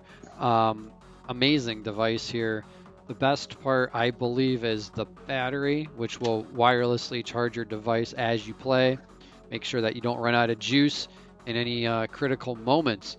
But with that, we do have Clown in the room coming off of that win. That, the comeback, the bounce back match there, here, match 2, after probably what you could classify as a disappointing first match. Clown, what was your summary of the second match? If you want to go ahead and unmute yourself. Hello. Hello. Hey. Who's this? This is Blaze, or Mr. Zebra. Mr. Zebra. A name that we saw in the kill feed more than once in this last match. Many times. Just in this last match, it seemed like about every time I glanced over there, I was seeing that. So I was just saying, like, the first match, was you shaking some rust off, or what happened there in the first match? Well, we kind of just got like a bad zone, so we kind of just wanted to push a mark. So when we got there, 2 of us got knocked from out. Then we eventually knocked them, killed them. Then a dude in the shed to our left started lasering us. And DK was at shelter. So we were just getting shot from everywhere. Yeah, DK is... really just got focus fire. DK is kind of, I don't know. I don't want to say surprising. Like, I'm not taking anything away from them, but it's not a team that, like, I don't think anybody was really that familiar with, obviously, before this event started, because I don't think that team with that name anyway existed. But they have been given a lot of the top teams a good run for their money, and if I'm not mistaken, they are in the top 5 themselves in the power standings. And we did make that observation in the first match that the zones were just like toxic AF. It's like, oh, the plane was on the west, zones going to the east. Everyone's gonna rotate every single time. But anyway, what happened in that second match? I mean, we got down to late in the match. There was still 5 teams left, and then can you kind of walk us through just the last few minutes where it went from 5 teams to 1? Yeah, like, see that game, like, first game we were playing edge, mostly just edge zone because of the zones, but we kept on getting, like, pretty close zones, so we would just rotate early, so I was going late, and we got a lot of kills behind us, then we helped take out TF at the bottom, then at that point it was just, like, hacks and GME, I think, then... Yeah, Ghost Melee Elite, yeah. Yeah, so we just helped them wipe hacks, then... We knew they were the last one, so we just rushed as soon as I got a knock. Yeah, rushed. I mean, that was something to watch. As soon as you guys finished off hacks, it was like you were immediately moving towards GME, and there was the knock, and then it was just like Dr. Disrespect scripted the violence, speed, and momentum or whatever, and it was just like everyone was like on the last player, like. Instantly, I was like, I feel bad for that guy. Like, what are you gonna do? Like, yeah, because we knew instantly, like, they just got in the zone, so we knew that, like, they were kind of screwed. So we just pushed them. Yeah. So you guys, I mean, overall, have been having an excellent event here. What are you thinking of the format of this Scrim series? Because as far as I know, this isn't really like something that's been done before, or at least not commonly, to have 8 weeks, 3 nights per week, 10 matches per week. Is it fatiguing? Is it like exhausting, or is it something you guys look forward to doing 3 days we a actually week? we actually like it because it kind of reminds us of ESL, because you play a lot of games in ESL too. Yeah. And I just like playing a lot of games, so I don't know. Oh, that's true. In ESL, for over a month, we were playing 15 matches every week. Well, then I guess 10 per week seems like casual vacation or something. Yeah, I mean, actually. Yeah, we just got done doing T2 also before this, so you come in a little bit warmed up then, so that's good. Yeah. So yeah, I think this event has been, for me, just looking at it from my perspective, I think it's been great. I mean, I like the fact that it's not like there's different teams sometimes on different nights, or sometimes there's a team you've never seen before. It kind of keeps it a little bit fresh. Sometimes with some of the like longer scrim or whatever, tournament events where here's the 15 teams that are in it, it can get stale because you learn, oh, this team always drops there, that team always drops there, and this kind of shakes it up a little bit week to week. How have you guys been, or have you been noticing that at all? And if so, how have you been able to adapt to that? I don't know. Personally, I can see like a lot of teams already getting a lot better from like the first week, no lie. And I don't know, we just stick to our drops and try to do our own thing. So yeah, you guys have a unique Erangel drop, I think. I was trying to ask Clown about that, but we were having a lot of issues after the first match. But you guys kind of drop out kind of in the middle of nowhere on the southwest side, kind of by Ferry Pier and that bridge. Where do you guys get loot over there? Clown lands like towards the gas station and the long building with all the windows on it. That's what we call it. But he will look at that. Then there's a compound past the gas station behind the hill. someone would loot Yeah, that. so- Then Oh, that big compound Blaze- with the warehouse and like the 2-story Yeah. houses. Yeah. yeah. Then I'll land ferry pier at the very end of ferry pier. If no one lands with me, then people can come loot with me too. Cool. So you guys kind of land separate, and then just depending on where you guys are spotting other Yes. teams, you kind of rotate. We try to take the bridge over in case it has to go to like military. Uh-huh. Like we can go ahead and like have a bridge set. You got a quick route if you need to go south. Yeah, that's basically what we intend to do. Well, it's been working out for you for sure.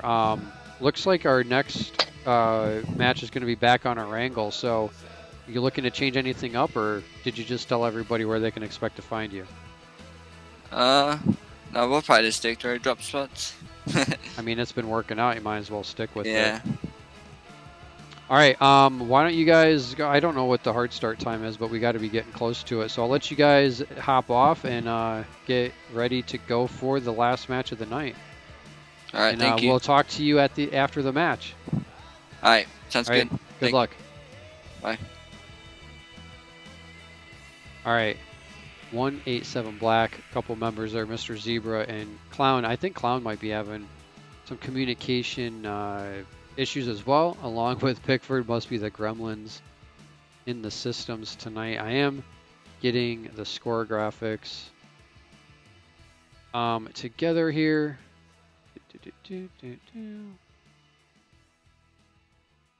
Got that. We got that.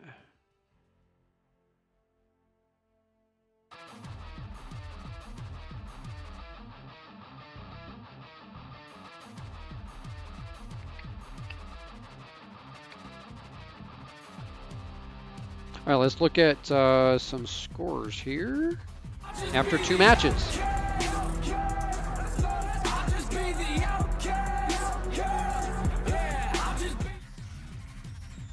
All right, so the Woo able to hold on to first place, but not by much. 187 comes tearing back from 10th place into 2nd. They're matched kill for kill with the Woo, and they're just 6 points behind. So the Woo and 187 Black, definitely heavy hitters going into the 3rd match. But the Forgotten says, we are not to be forgotten. We're sitting here with 16 kills and 52 points in 3rd place. Any one of these 3 teams could easily win the night here based on this 3rd match. Dream Killers, they're not too far out either. I mean, they're within 26 points, and they're right up there with the kills as well. So very tight running right now. Ghost Millie Elite, Men of 4. I mean, all these teams are, you get down to 7th place, 10 HP, being 30 points out. That's going to be kind of rough to come back. I mean, if you win, you get 30 points, but then you got to pile on a bunch of kills just to offset however many kills these other teams get. But at least what I like to see here is we don't have one team that's already so far ahead that it's like, well, they got first almost no matter what. And after that conversation with 187, it'll be interesting to see if anybody tries to challenge them early on. I'm not sure if that would be a great strategy or not, but we'll see. You don't think anybody likes a 95-man lobby? Well, we don't have a 95-man lobby. We have a 89-man lobby, and some are not men, some are women. So there, yeah. I mean, what are you gonna do? There's so many teams that want to play this event. We try to get as many in as we can. Obviously, you're limited to space and 1 or 2 extra slots that you're not filling in.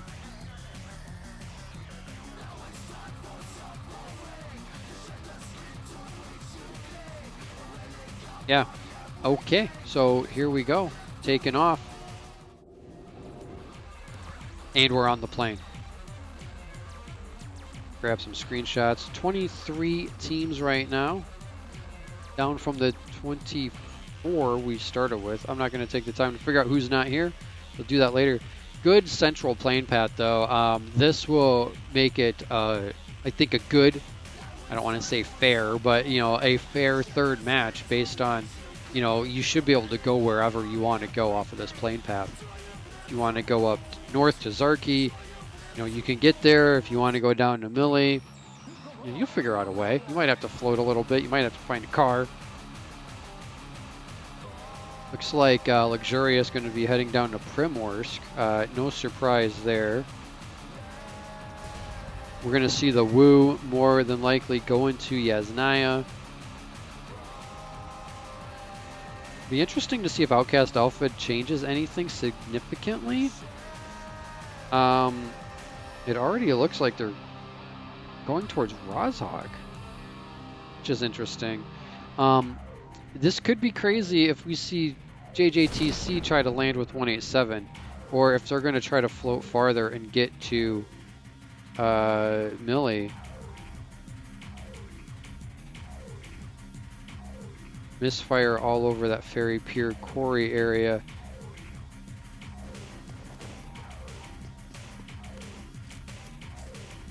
Actually, what the... where is 187? They didn't go. I don't... No, they're way over on the east side of the island. 80% of the time, early rotation to hard cover save you from having that happen. Having what happen? Getting slapped out of a vehicle. Yes. If you're in hard cover, you're not going to get slapped out of a vehicle. Team 20, Metaphor Bravo over at Lipovka. Mr. Zebra has a shotgun and he's got a Meeseeks player close by. Oop, they see each other.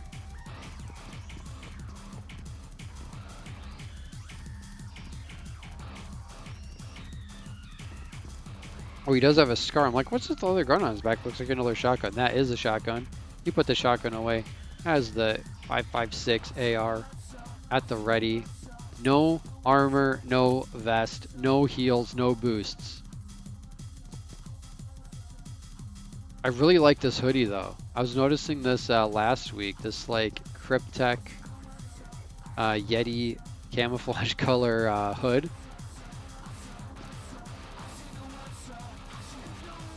I have no clue what skin this is, but I wouldn't mind having that.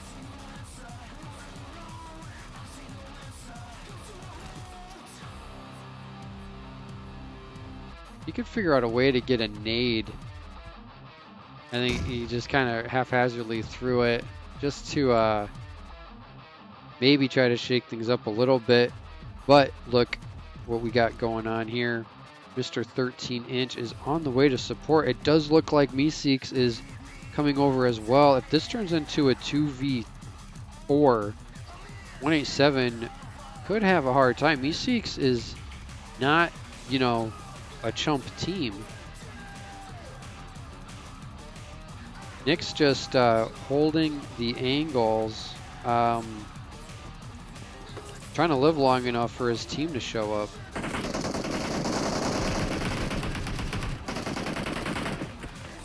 And Zebra gets flanked on and taken out. And I think that is the cue for, yeah, Mr. 13-inch to say, yeah, well, that fight ain't worth having anymore. So 187 Black, unfortunately, does lose Mr. Zebra right away. But it looks like the rest of the team is going to be able to regroup.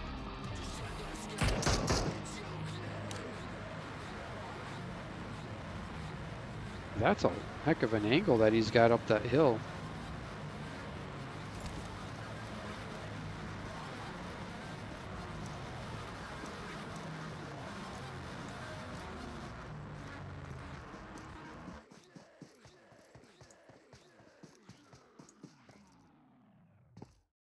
All right, top strikers completely. Oh, did Rage just save the whole team?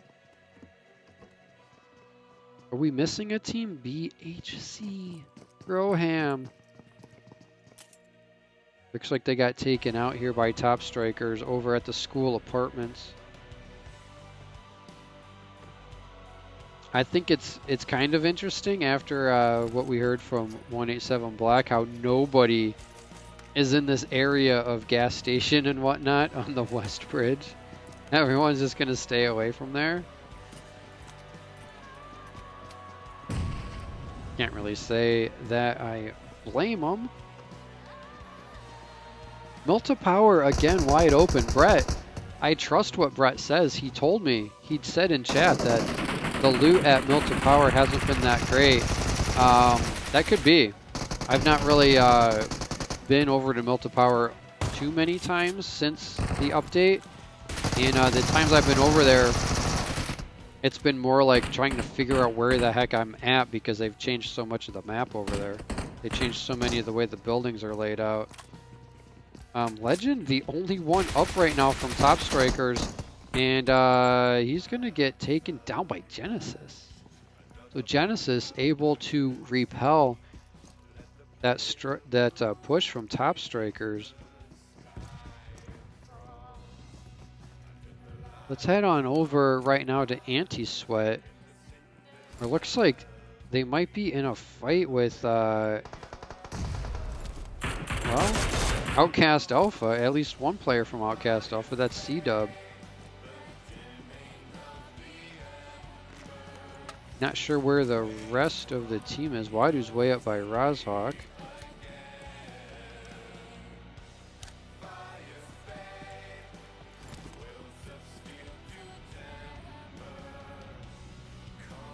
Oh, looks like the whole team's here, going for a swim.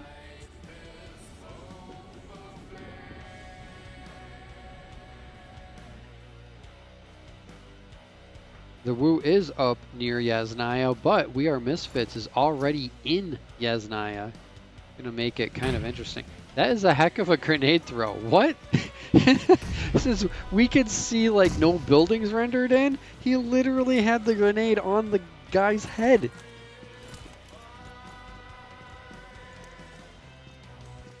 Oh, this game is so good.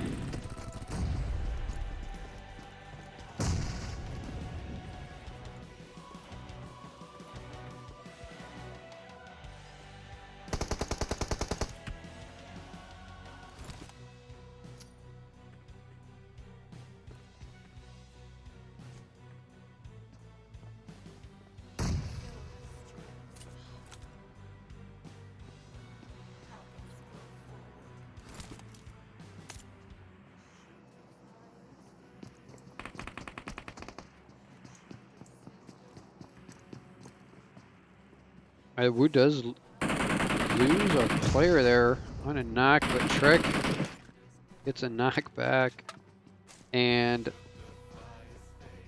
that's gonna be it. That's gonna be it that quickly? No. Definitely not. There's gotta be more of those players somewhere.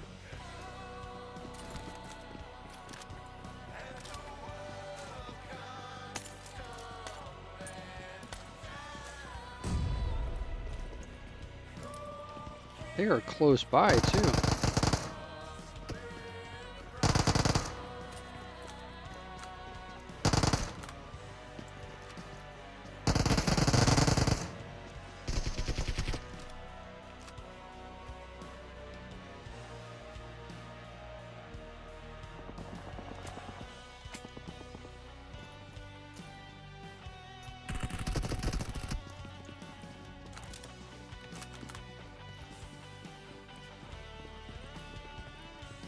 Party on the roof here with the Woo. Looks like Meeseeks just got taken out.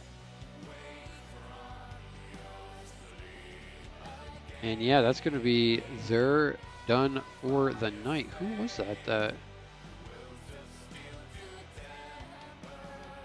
got the drop on them that easily, that quickly?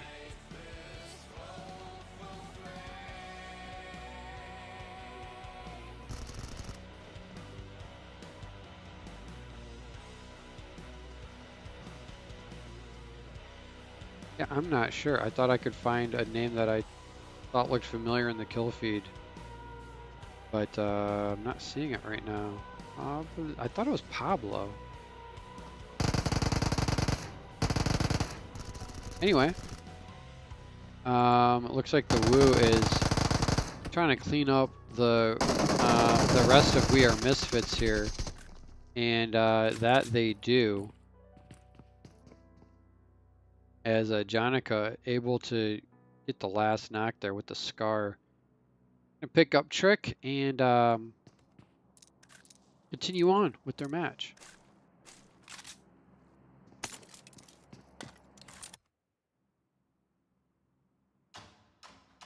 Ooh, pretty.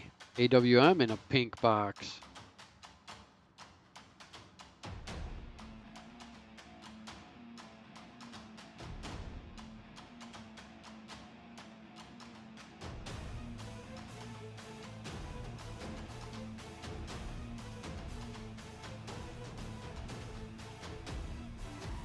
Another pink. What the? What's with the pink flares?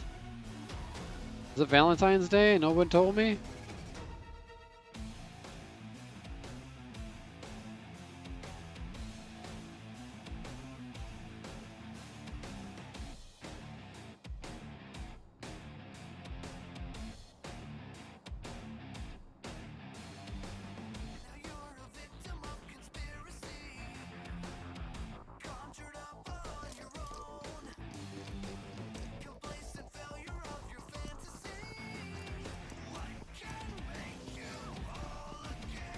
Where's Hacks and True at? It's a fight I want to watch. Yasnaya. They're in Yasnaya. Everyone's in Yasnaya. Yeah, Dad, don't you know they're going to put submarines in this game, and you're going to be able to rotate underwater in an armored submarine. Just kidding. They're not going to do that. That would be dumb.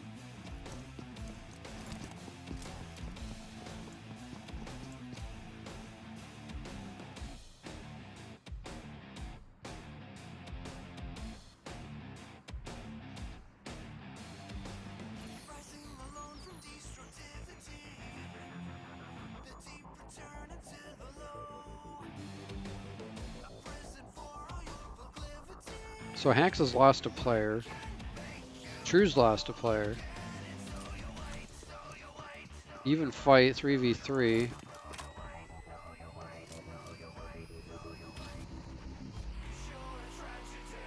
OUTcast Alpha looking to push into Yasnaya as well. Brownie checking things out with that VSS. Got Waidu and Gold YOLOing it on a motorcycle.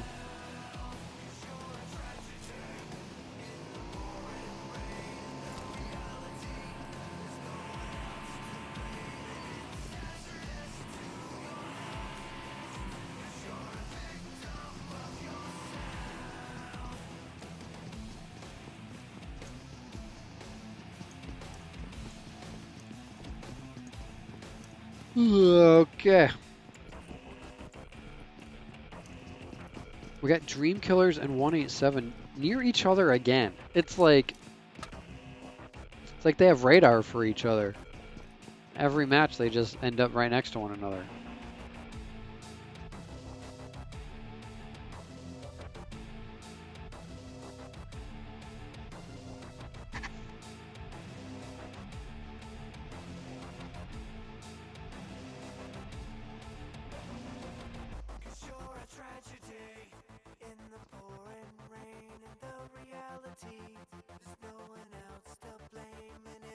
What the?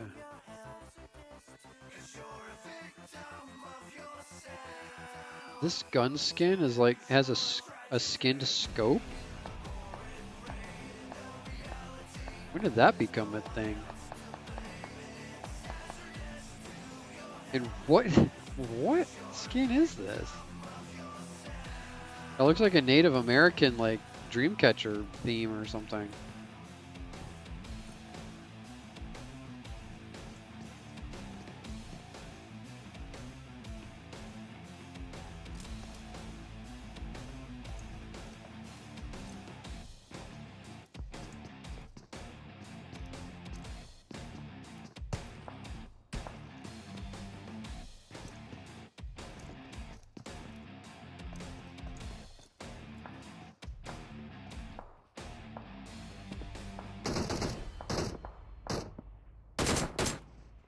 Ooh, some good shots coming in there on Clown.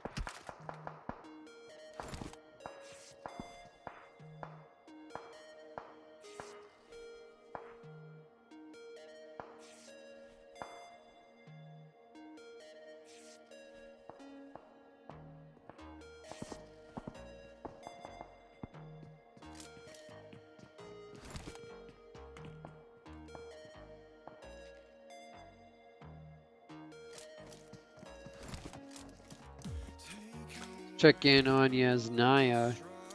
Haven't seen much going on here. Drew down to 2 players. We got Freddie and Elia.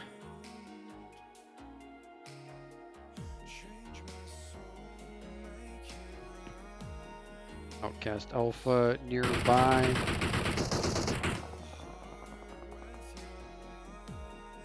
Men of 4.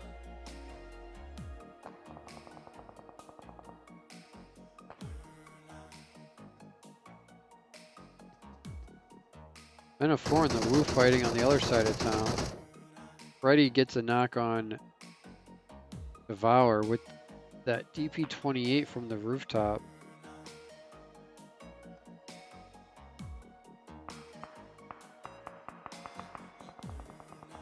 Looks like Freddy's gonna push that. Pretty risky on his own, just off of 1 knock, but good idea to change position there. Gets another. Oh, that was a finish with the nade. More nades going off.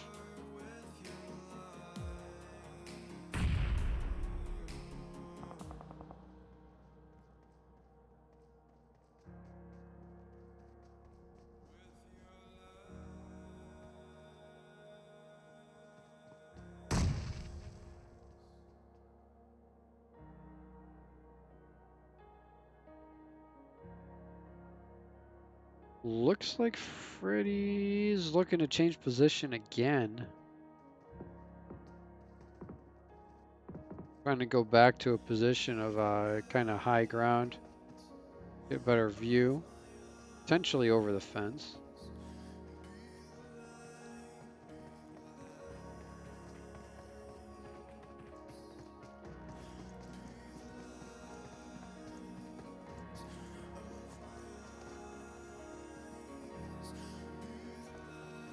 Like Hacks maybe was able to get out of there.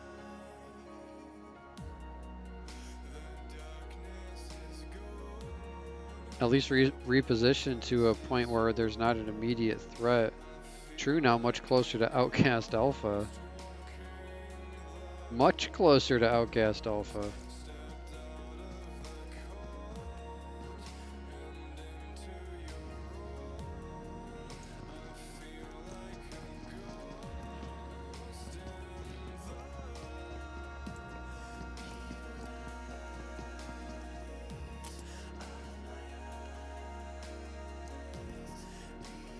Checking over here on the Woo, how they're doing. Still have 3 players up and 5 kills. Do have Men of 4 Bravo really close by though. Men of 4 Bravo, one of the, I'd say, more the surprise teams this Scrim season. I think they've actually been outperforming the main Men of 4 team in overall points, if I'm not mistaken.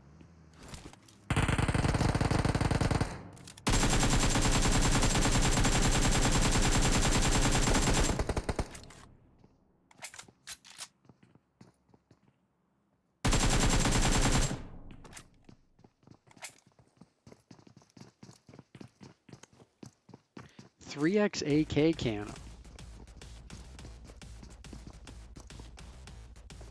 All right, zone shifting back to where many of the teams already are.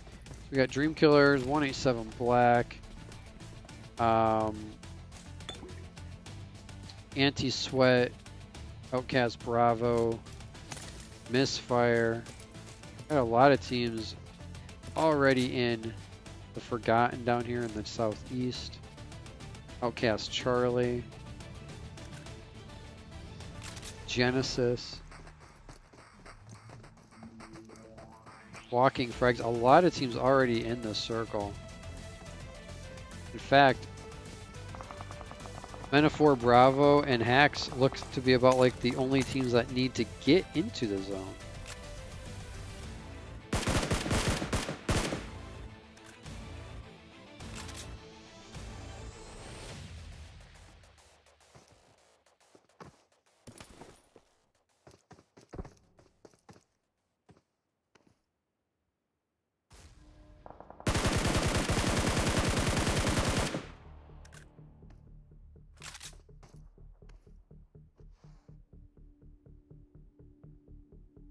Trick nearly with the knockout there on Ruthless. Ruthless able to go prone, avoid any further shots, get healed up, but now they got to stand up and run because here's the zone. Down to just bandages. I'm not sure bandages are going to be able to keep Ruthless alive here.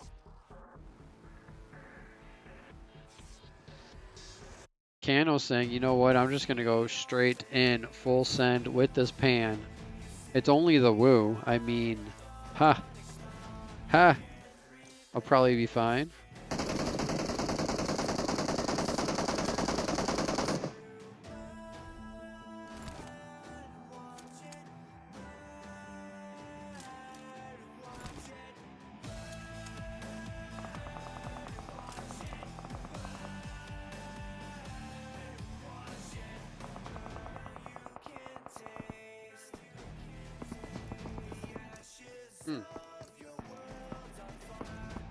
Cano fully boosted up. Gonna easily be able to make it to zone now. Ruthless surviving on bandages, able to get out of the zone. Started with 15 bandages, now down to 3. Used 12 bandages to get into zone. But hey, they made it to zone. That's what counts. So we got Anti-Sweat and 187, or I'm not, sorry, not 187, but Outcast Alpha. What did we just see there?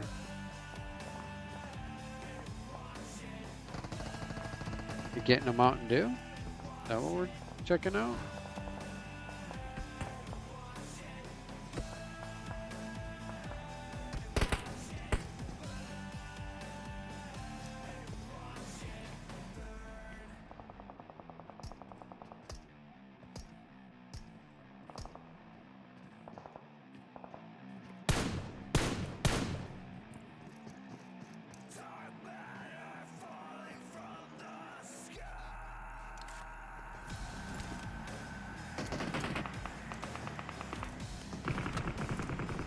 Alright, Widohack ends up and is taken out, but we still got Golden Brownie. 16 teams left. That's a lot of teams in this size circle.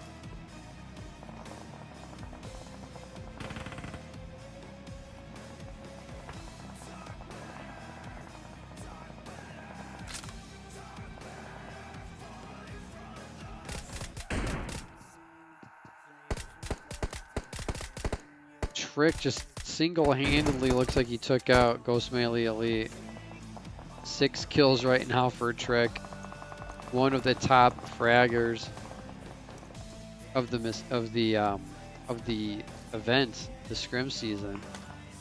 HyperX Scrim season 1 to be precise.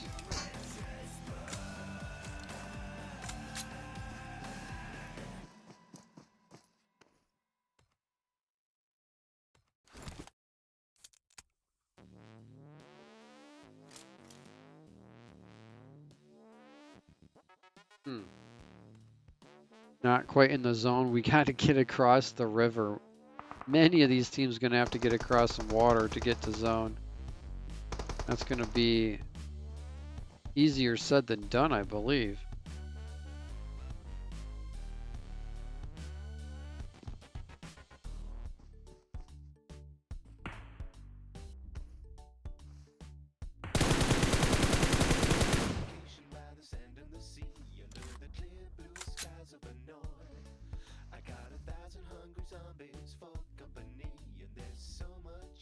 Trick trying to line up some shots on the Forgotten over there. The Forgotten also considerably outside his zone.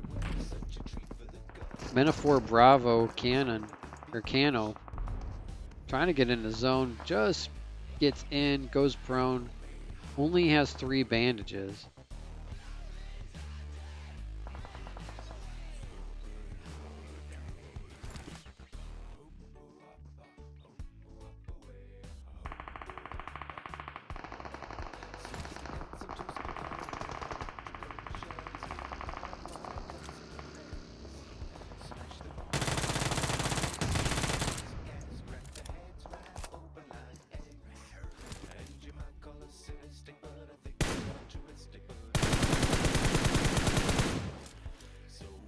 And dang, we just got to barely see Luxurious taking out, I think it was Metaphor, yeah, Metaphor Charlie. Not Metaphor, what the heck am I saying? I'm reading chat. OUTcast Charlie, OUTcast, yeah, OUTcast Charlie. Metaphor Bravo, as of last week, they were, I'm almost positive they were higher in the overall standings. That, it could have flipped, that could have been after 3 weeks. Mr. Slayer, or Mrs. Layer, one or the other. Either way, thank you for the follow. I'm pretty sure it's Mr. Slayer. 4-2-0. What a shot there. Vulcan putting the hurt there. Dang.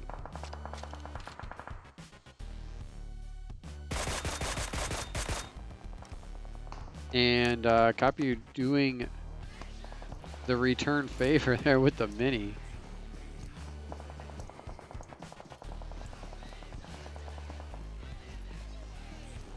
Okay, Battle of the Titans. We got Trick, the last one up, against Mr. 13-inch, the last one up.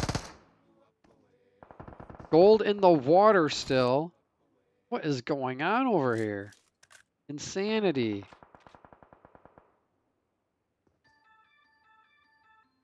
$187 Black, a solo versus Trick from the Woo, a solo. There's still 7 teams left. Neither of them wants to go out this early in the match. Trick looks like he's getting aggressive, flanking around, but it seems like Mr. 13 has hurt him. Is this a grenade? It is. Oh, he is able to outrun the grenade. Mommy iOS lands a grenade right on the last player, I think, from OUTcast. Alpha Trick is shot low. He's healing, and no! Dream Killers takes him out. But, whoa, 187 Black also eliminated. So a couple of the top runner teams are out with still 4 left. Misfire, Dream Killers, Luxurious,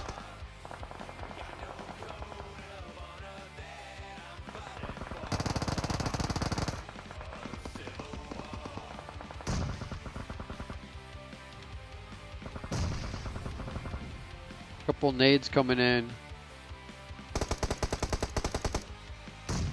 on Dream Killers, but ooh, stood up a little bit too much. Vulcan OP with that DP28.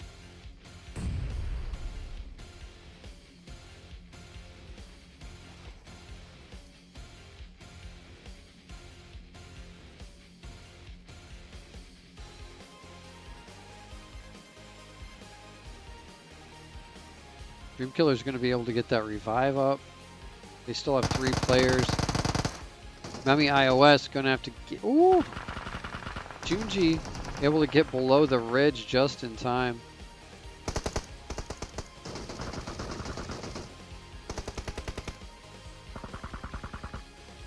I think Misfire's lost another player.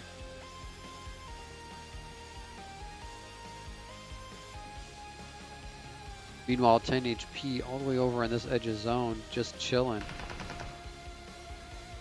just chilling. Last 4 teams, Misfire, Dream Killers, 10 HP, and Luxurious.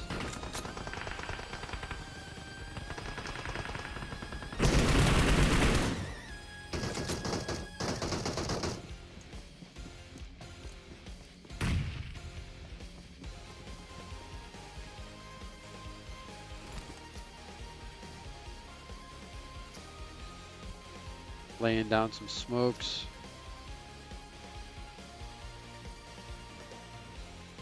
Got 2 teams left. We got Luxurious up the hill and Dream Killers getting pushed by the blue. Luxurious, this is your match just to win right here. I know it's a 2v3. I know you're a player down. It's okay. You have high ground advantage. I believe you're going to have the DK Dream Killer players pushed by zone once it starts moving.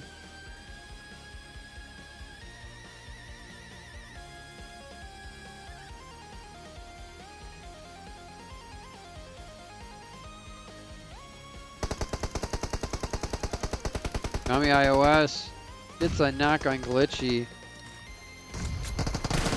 And there it is. Dream Killers making a statement here in match 3, making it very, very interesting. I cannot wait to see what these final results are going to be. Mommy iOS with 6 kills. 15 total for the team because Sarge put in 4 and Junie had 5. Luxurious. Nice performance there. 8 kills in second place. And one of the, well, this is the 10 HP squad here with 4 kills and third place. Then we had Misfire in 4th, the Woo in 5th, 187 Black in 6th. What would the kills look like? The Woo had 9 kills, 187 Black. Looks like they just had 2 kills, so maybe not quite enough to hold on to first place. With that performance, 7th place belongs to none other than OUTcast Alpha, your primary hosts for the HyperX Scrim season. Look like they did have maybe 4 kills or so. We're going to get these screenshots and we're going to get them uploaded ASAP.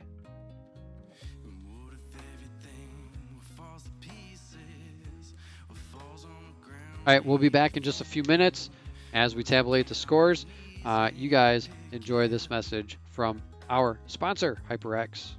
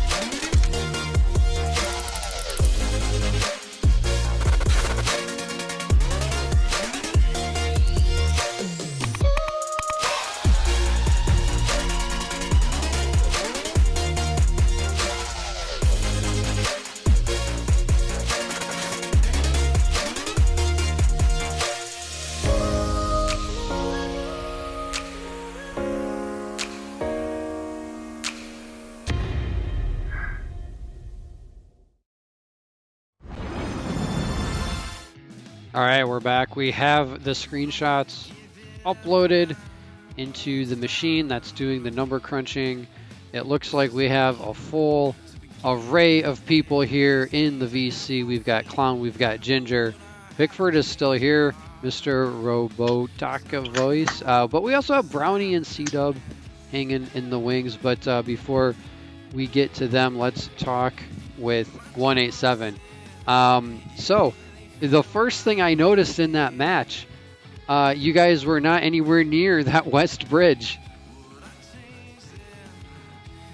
You there, Clown? Yeah, the flight path was pretty far. Yeah. It would have been pretty pointless for us to go to that west bridge. Yeah, you would have had to float quite a ways. I know Misfire's been going to the quarry lately, and I think they had to float just a bit to get to quarry, so you would have had a little bit longer to go. So when you guys drop, you almost always are spread out quite a bit. Is that correct? That's correct. So I heard you ask that question originally after the first game, why we were doing that type of loot. This is the type of looting that's done in tournaments and in ESL and in bigger tiered scrims. You don't loot big cities. You do what's called split looting or trash looting around. You prioritize getting vehicles above everything else. So the bridge split, which is just one of many splits that would have an area built depending on the flight path, we do it primarily, as Blaze said, to control the bridge if the zone were to shift that way. And if it does, we can easily either go across the bridge or we can stay on the other side. Yeah, sure, definitely. And I mean, I do understand what you're saying as well. It's interesting in, like scrims or tournaments, because they can vary based on how many people are participating, how many players. But the one thing is, since there's no bots, like every person that you run into is like a legit threat.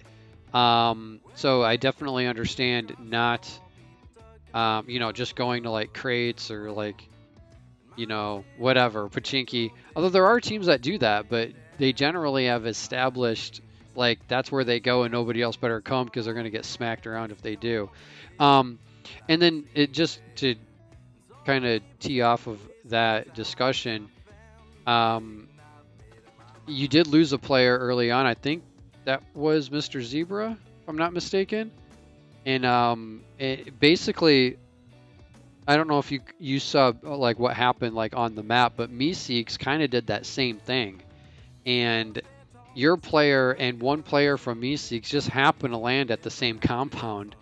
And they were just in a standoff, and it looked like both of them were waiting for like somebody else from their team to show up.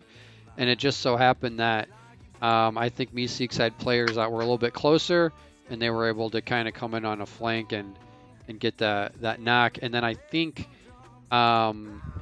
you guys did the smart thing there, where you just the other player that was on his way turned around and went back to regroup with the other two, because there wasn't a point in going in there and fighting when your teammate was already knocked.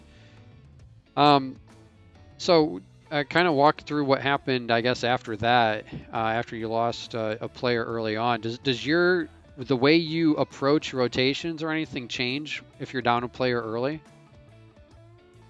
No, our rotations never change if we're down a player or not.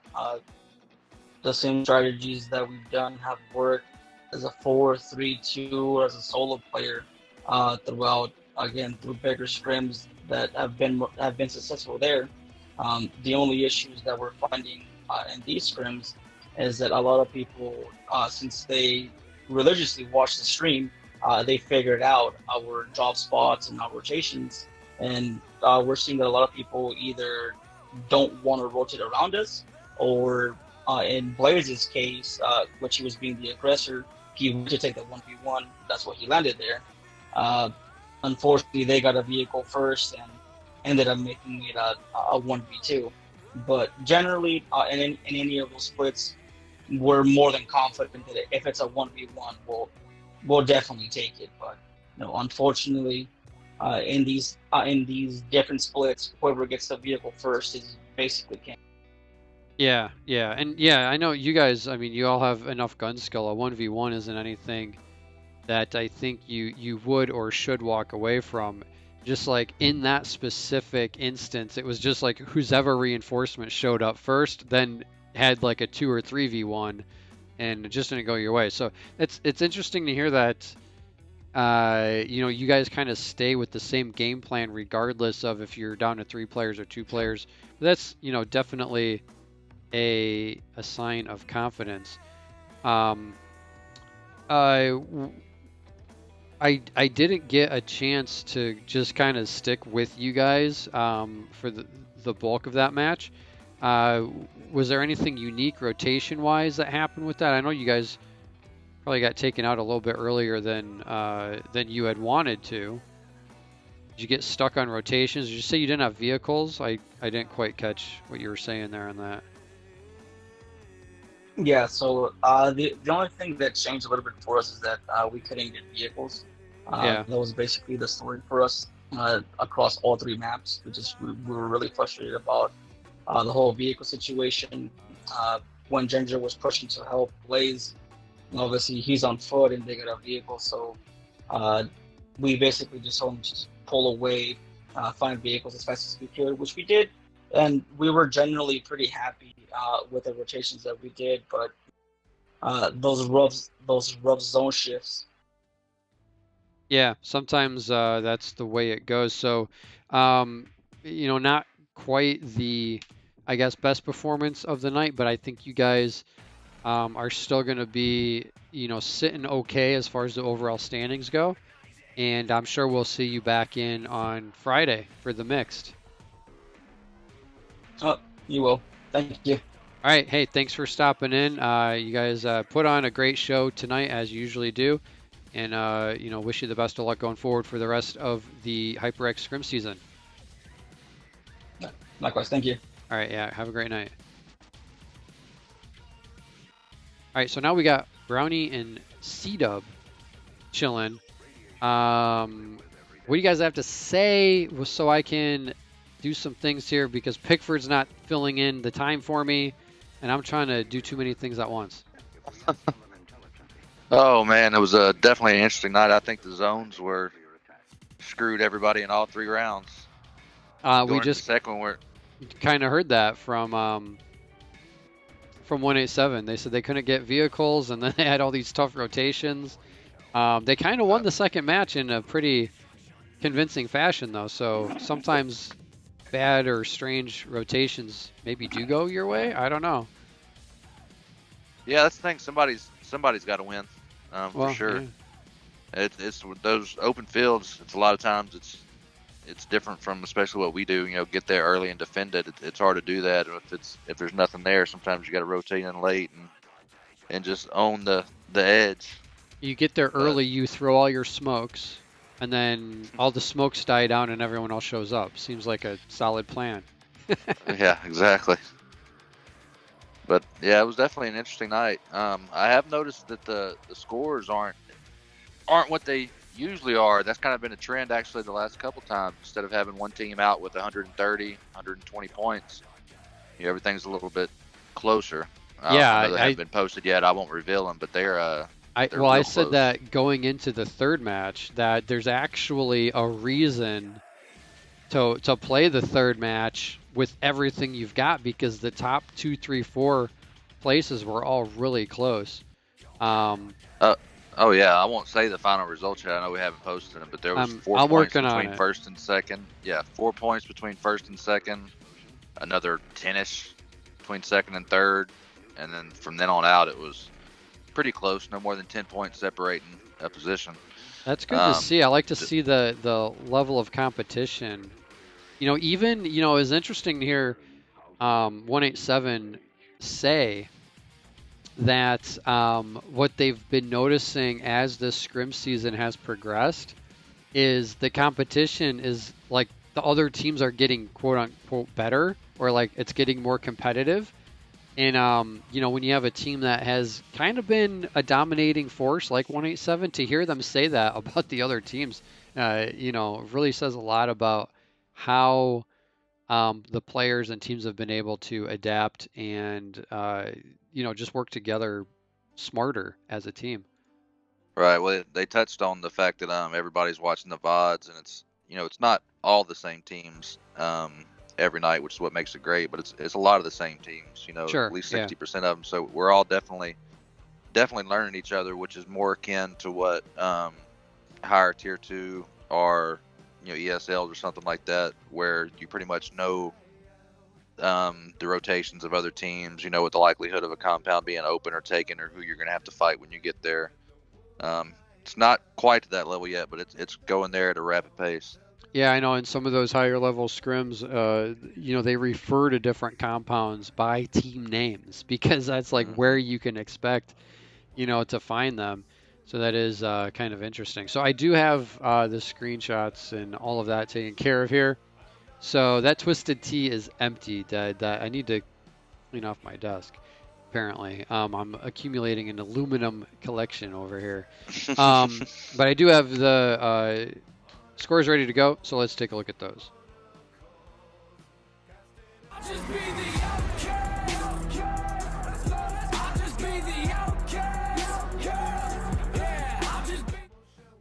So, the Woo able to hold on. Unofficial results here right now, but it looks like the Woo able to hold on to first place by 4 points. Dream Killers came in with that chicken dinner in the final match. That was a heck of an effort from them, coming up just 4 points short into second place. And 187 Black, what an up and down night. Started out in 10th place, got back up to second place after the second match, and then falling into third place after the third match for the final results here. 11 points behind and 10 kills. That's kind of maybe the more surprising thing, that they were that far out on kills. But if you get taken out early, or a player or two of yours get taken out early, it's going to be harder to accumulate quite as many kills. But then, as Sita was saying, just 3 points behind there, the Forgotten in fourth place, and about 12 points behind there, 10 HP. So yeah, that top 5, all within 30 points of one another. So if we did have a fourth match tonight, like any one of those top 5 teams could have come out with the overall win. Yeah, for sure. It's getting sticky. I'm real interested to see what happens on Friday when there is a fourth match. Those are always super exciting, usually all the way up to the very end.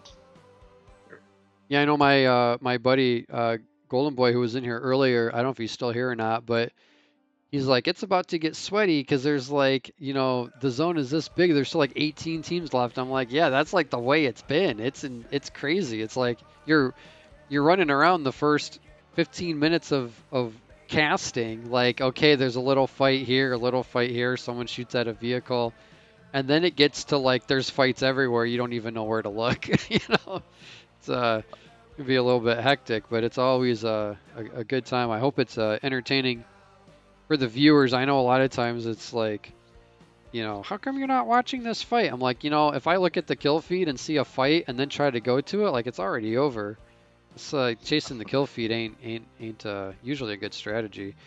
That's why it's nice to have 2 casters, because you got 2 different people looking at different things and kind of figure out where the activity is going on. But with that, I guess we have Friday to look forward to. The 4-match split. It'll be the end of week 5, and then after that we'll really be on the downhill, which is 3 weeks left. Yep. Have we touched on the VODs yet? Have we mentioned that during this cast? I have not, because I've not heard any official anything about the VODs, right. except the fact that I put out a tweet. Mondays is missing. I saw that like about an hour before. Put a tweet out to Twitter support, to Twitch support, so we'll see if anything comes of that. Well, maybe that's all I was gonna say. Maybe they can find it. I don't know. I don't know. We didn't change any of our settings, so I mean, it just for whatever reason didn't save. I hope this one saves, but I guess we'll find out shortly. Yeah. Yeah, I just wanted everybody to realize that it's definitely not intentional and won't be a trend. I know that there has been some people have gone out and made people subscribe in order to watch VODs and all that. That's nothing crazy like that going on, guys. It's just for whatever reason it didn't record. So hopefully we'll be back to normal tonight. We shall see. Yeah, if not, we'll definitely have to dig deeper into that and just make sure all the settings are correct, and maybe like you have already initiated getting Twitch support involved and saying, you know, what do heck, you know? Mm-hmm. Yep. But that's about all I got. Y'all got anything, guys? Yeah, I'm about to send Nick a raid link. Okay, that's cool. I want to hear about the SEAL Team 6 like rotation that was going on there in the last match. That was desperation right there. We thought this was like the new meta, just like get in the river and swim from George to Yasnaya. Like we knew there were people on that bridge, so we thought it was the only viable option. Because I mean, if you drove a car across that bridge, it's going to get blown up. Right. I got sprayed down with a 249 just trying to run to the river. So I think he's talking about earlier in the match. Huh? When Do you know? I think he's talking about the end of the match. I saw you guys swimming. You know, it was a bit earlier. You guys were swimming from like the flooded city area or Rozhawk or something like that, like east. Like Yeah. Okay, earlier. Sorry. Yeah, but hey, anytime. Yeah, we didn't have a car. And we didn't want to be running or swimming or running on that bridge without a vehicle because, given where the zone was coming from, Georgia pulled out said that could be a highly trafficked bridge, so we just decided to play it safe and swim over to a compound where we knew we could find some vehicle spawns. Yeah. Similar to that, in the first match, I don't know if you remember, when you guys came out of Zarki, there was two teams like between you and like your normal path, and as you guys were like leaving, they both went south, like just got out of your way. And I really thought you were going to run into some resistance like right away, and then you didn't, and then you went over that first bridge, you know, where there's an island and there's like the first bridge and second bridge, and like I think, I don't remember exactly where, but you guys turned and went straight south and around. I don't know if you know, there was a team like, just if you would have kept going like more of a direct path to like where you were heading, you would have ran into another team. So I don't know if you guys did you spot them and change direction, or did you just assume that, you know, that garage compound between Rozhawk and Watertown? I had ran there to go try to find a vehicle to begin with. Yeah. In the first match? No, I wasn't there for the first. I'm sorry. Yeah. So in the first match, there was a team in that compound, and you guys like went south and like went kind of wide around that instead of going right over that bridge, which would have put you right past another team. So like somehow in the first minutes of that match, there was like 3 different squads that could have had pretty easy shots on you guys at vehicles, and somehow none of them ever saw you. Yeah, that's I generally have pretty specific ways of routing around to get to one place from another. I try to stay, if I can, a couple 100 meters away from compounds, or at least the ones that you can't stay away from. I try to pick a route that's got either the most tree cover or hill cover, and then have everybody follow. Well, actually, now that, you know, we're on this line, then I think after that you guys drove south of like the school apartments. Mm-hmm. And there's a team in school apartments, but you guys were like just far enough away in the trees that it's like they knew you were there, but they had no way to get any effective shots on you either. So, you know, it's a smart vehicle rotations there. But as was mentioned earlier, all of that can be contingent on finding vehicles early enough in the match. All right. Yeah, absolutely. There are times where you wind up on foot and nothing to do about it.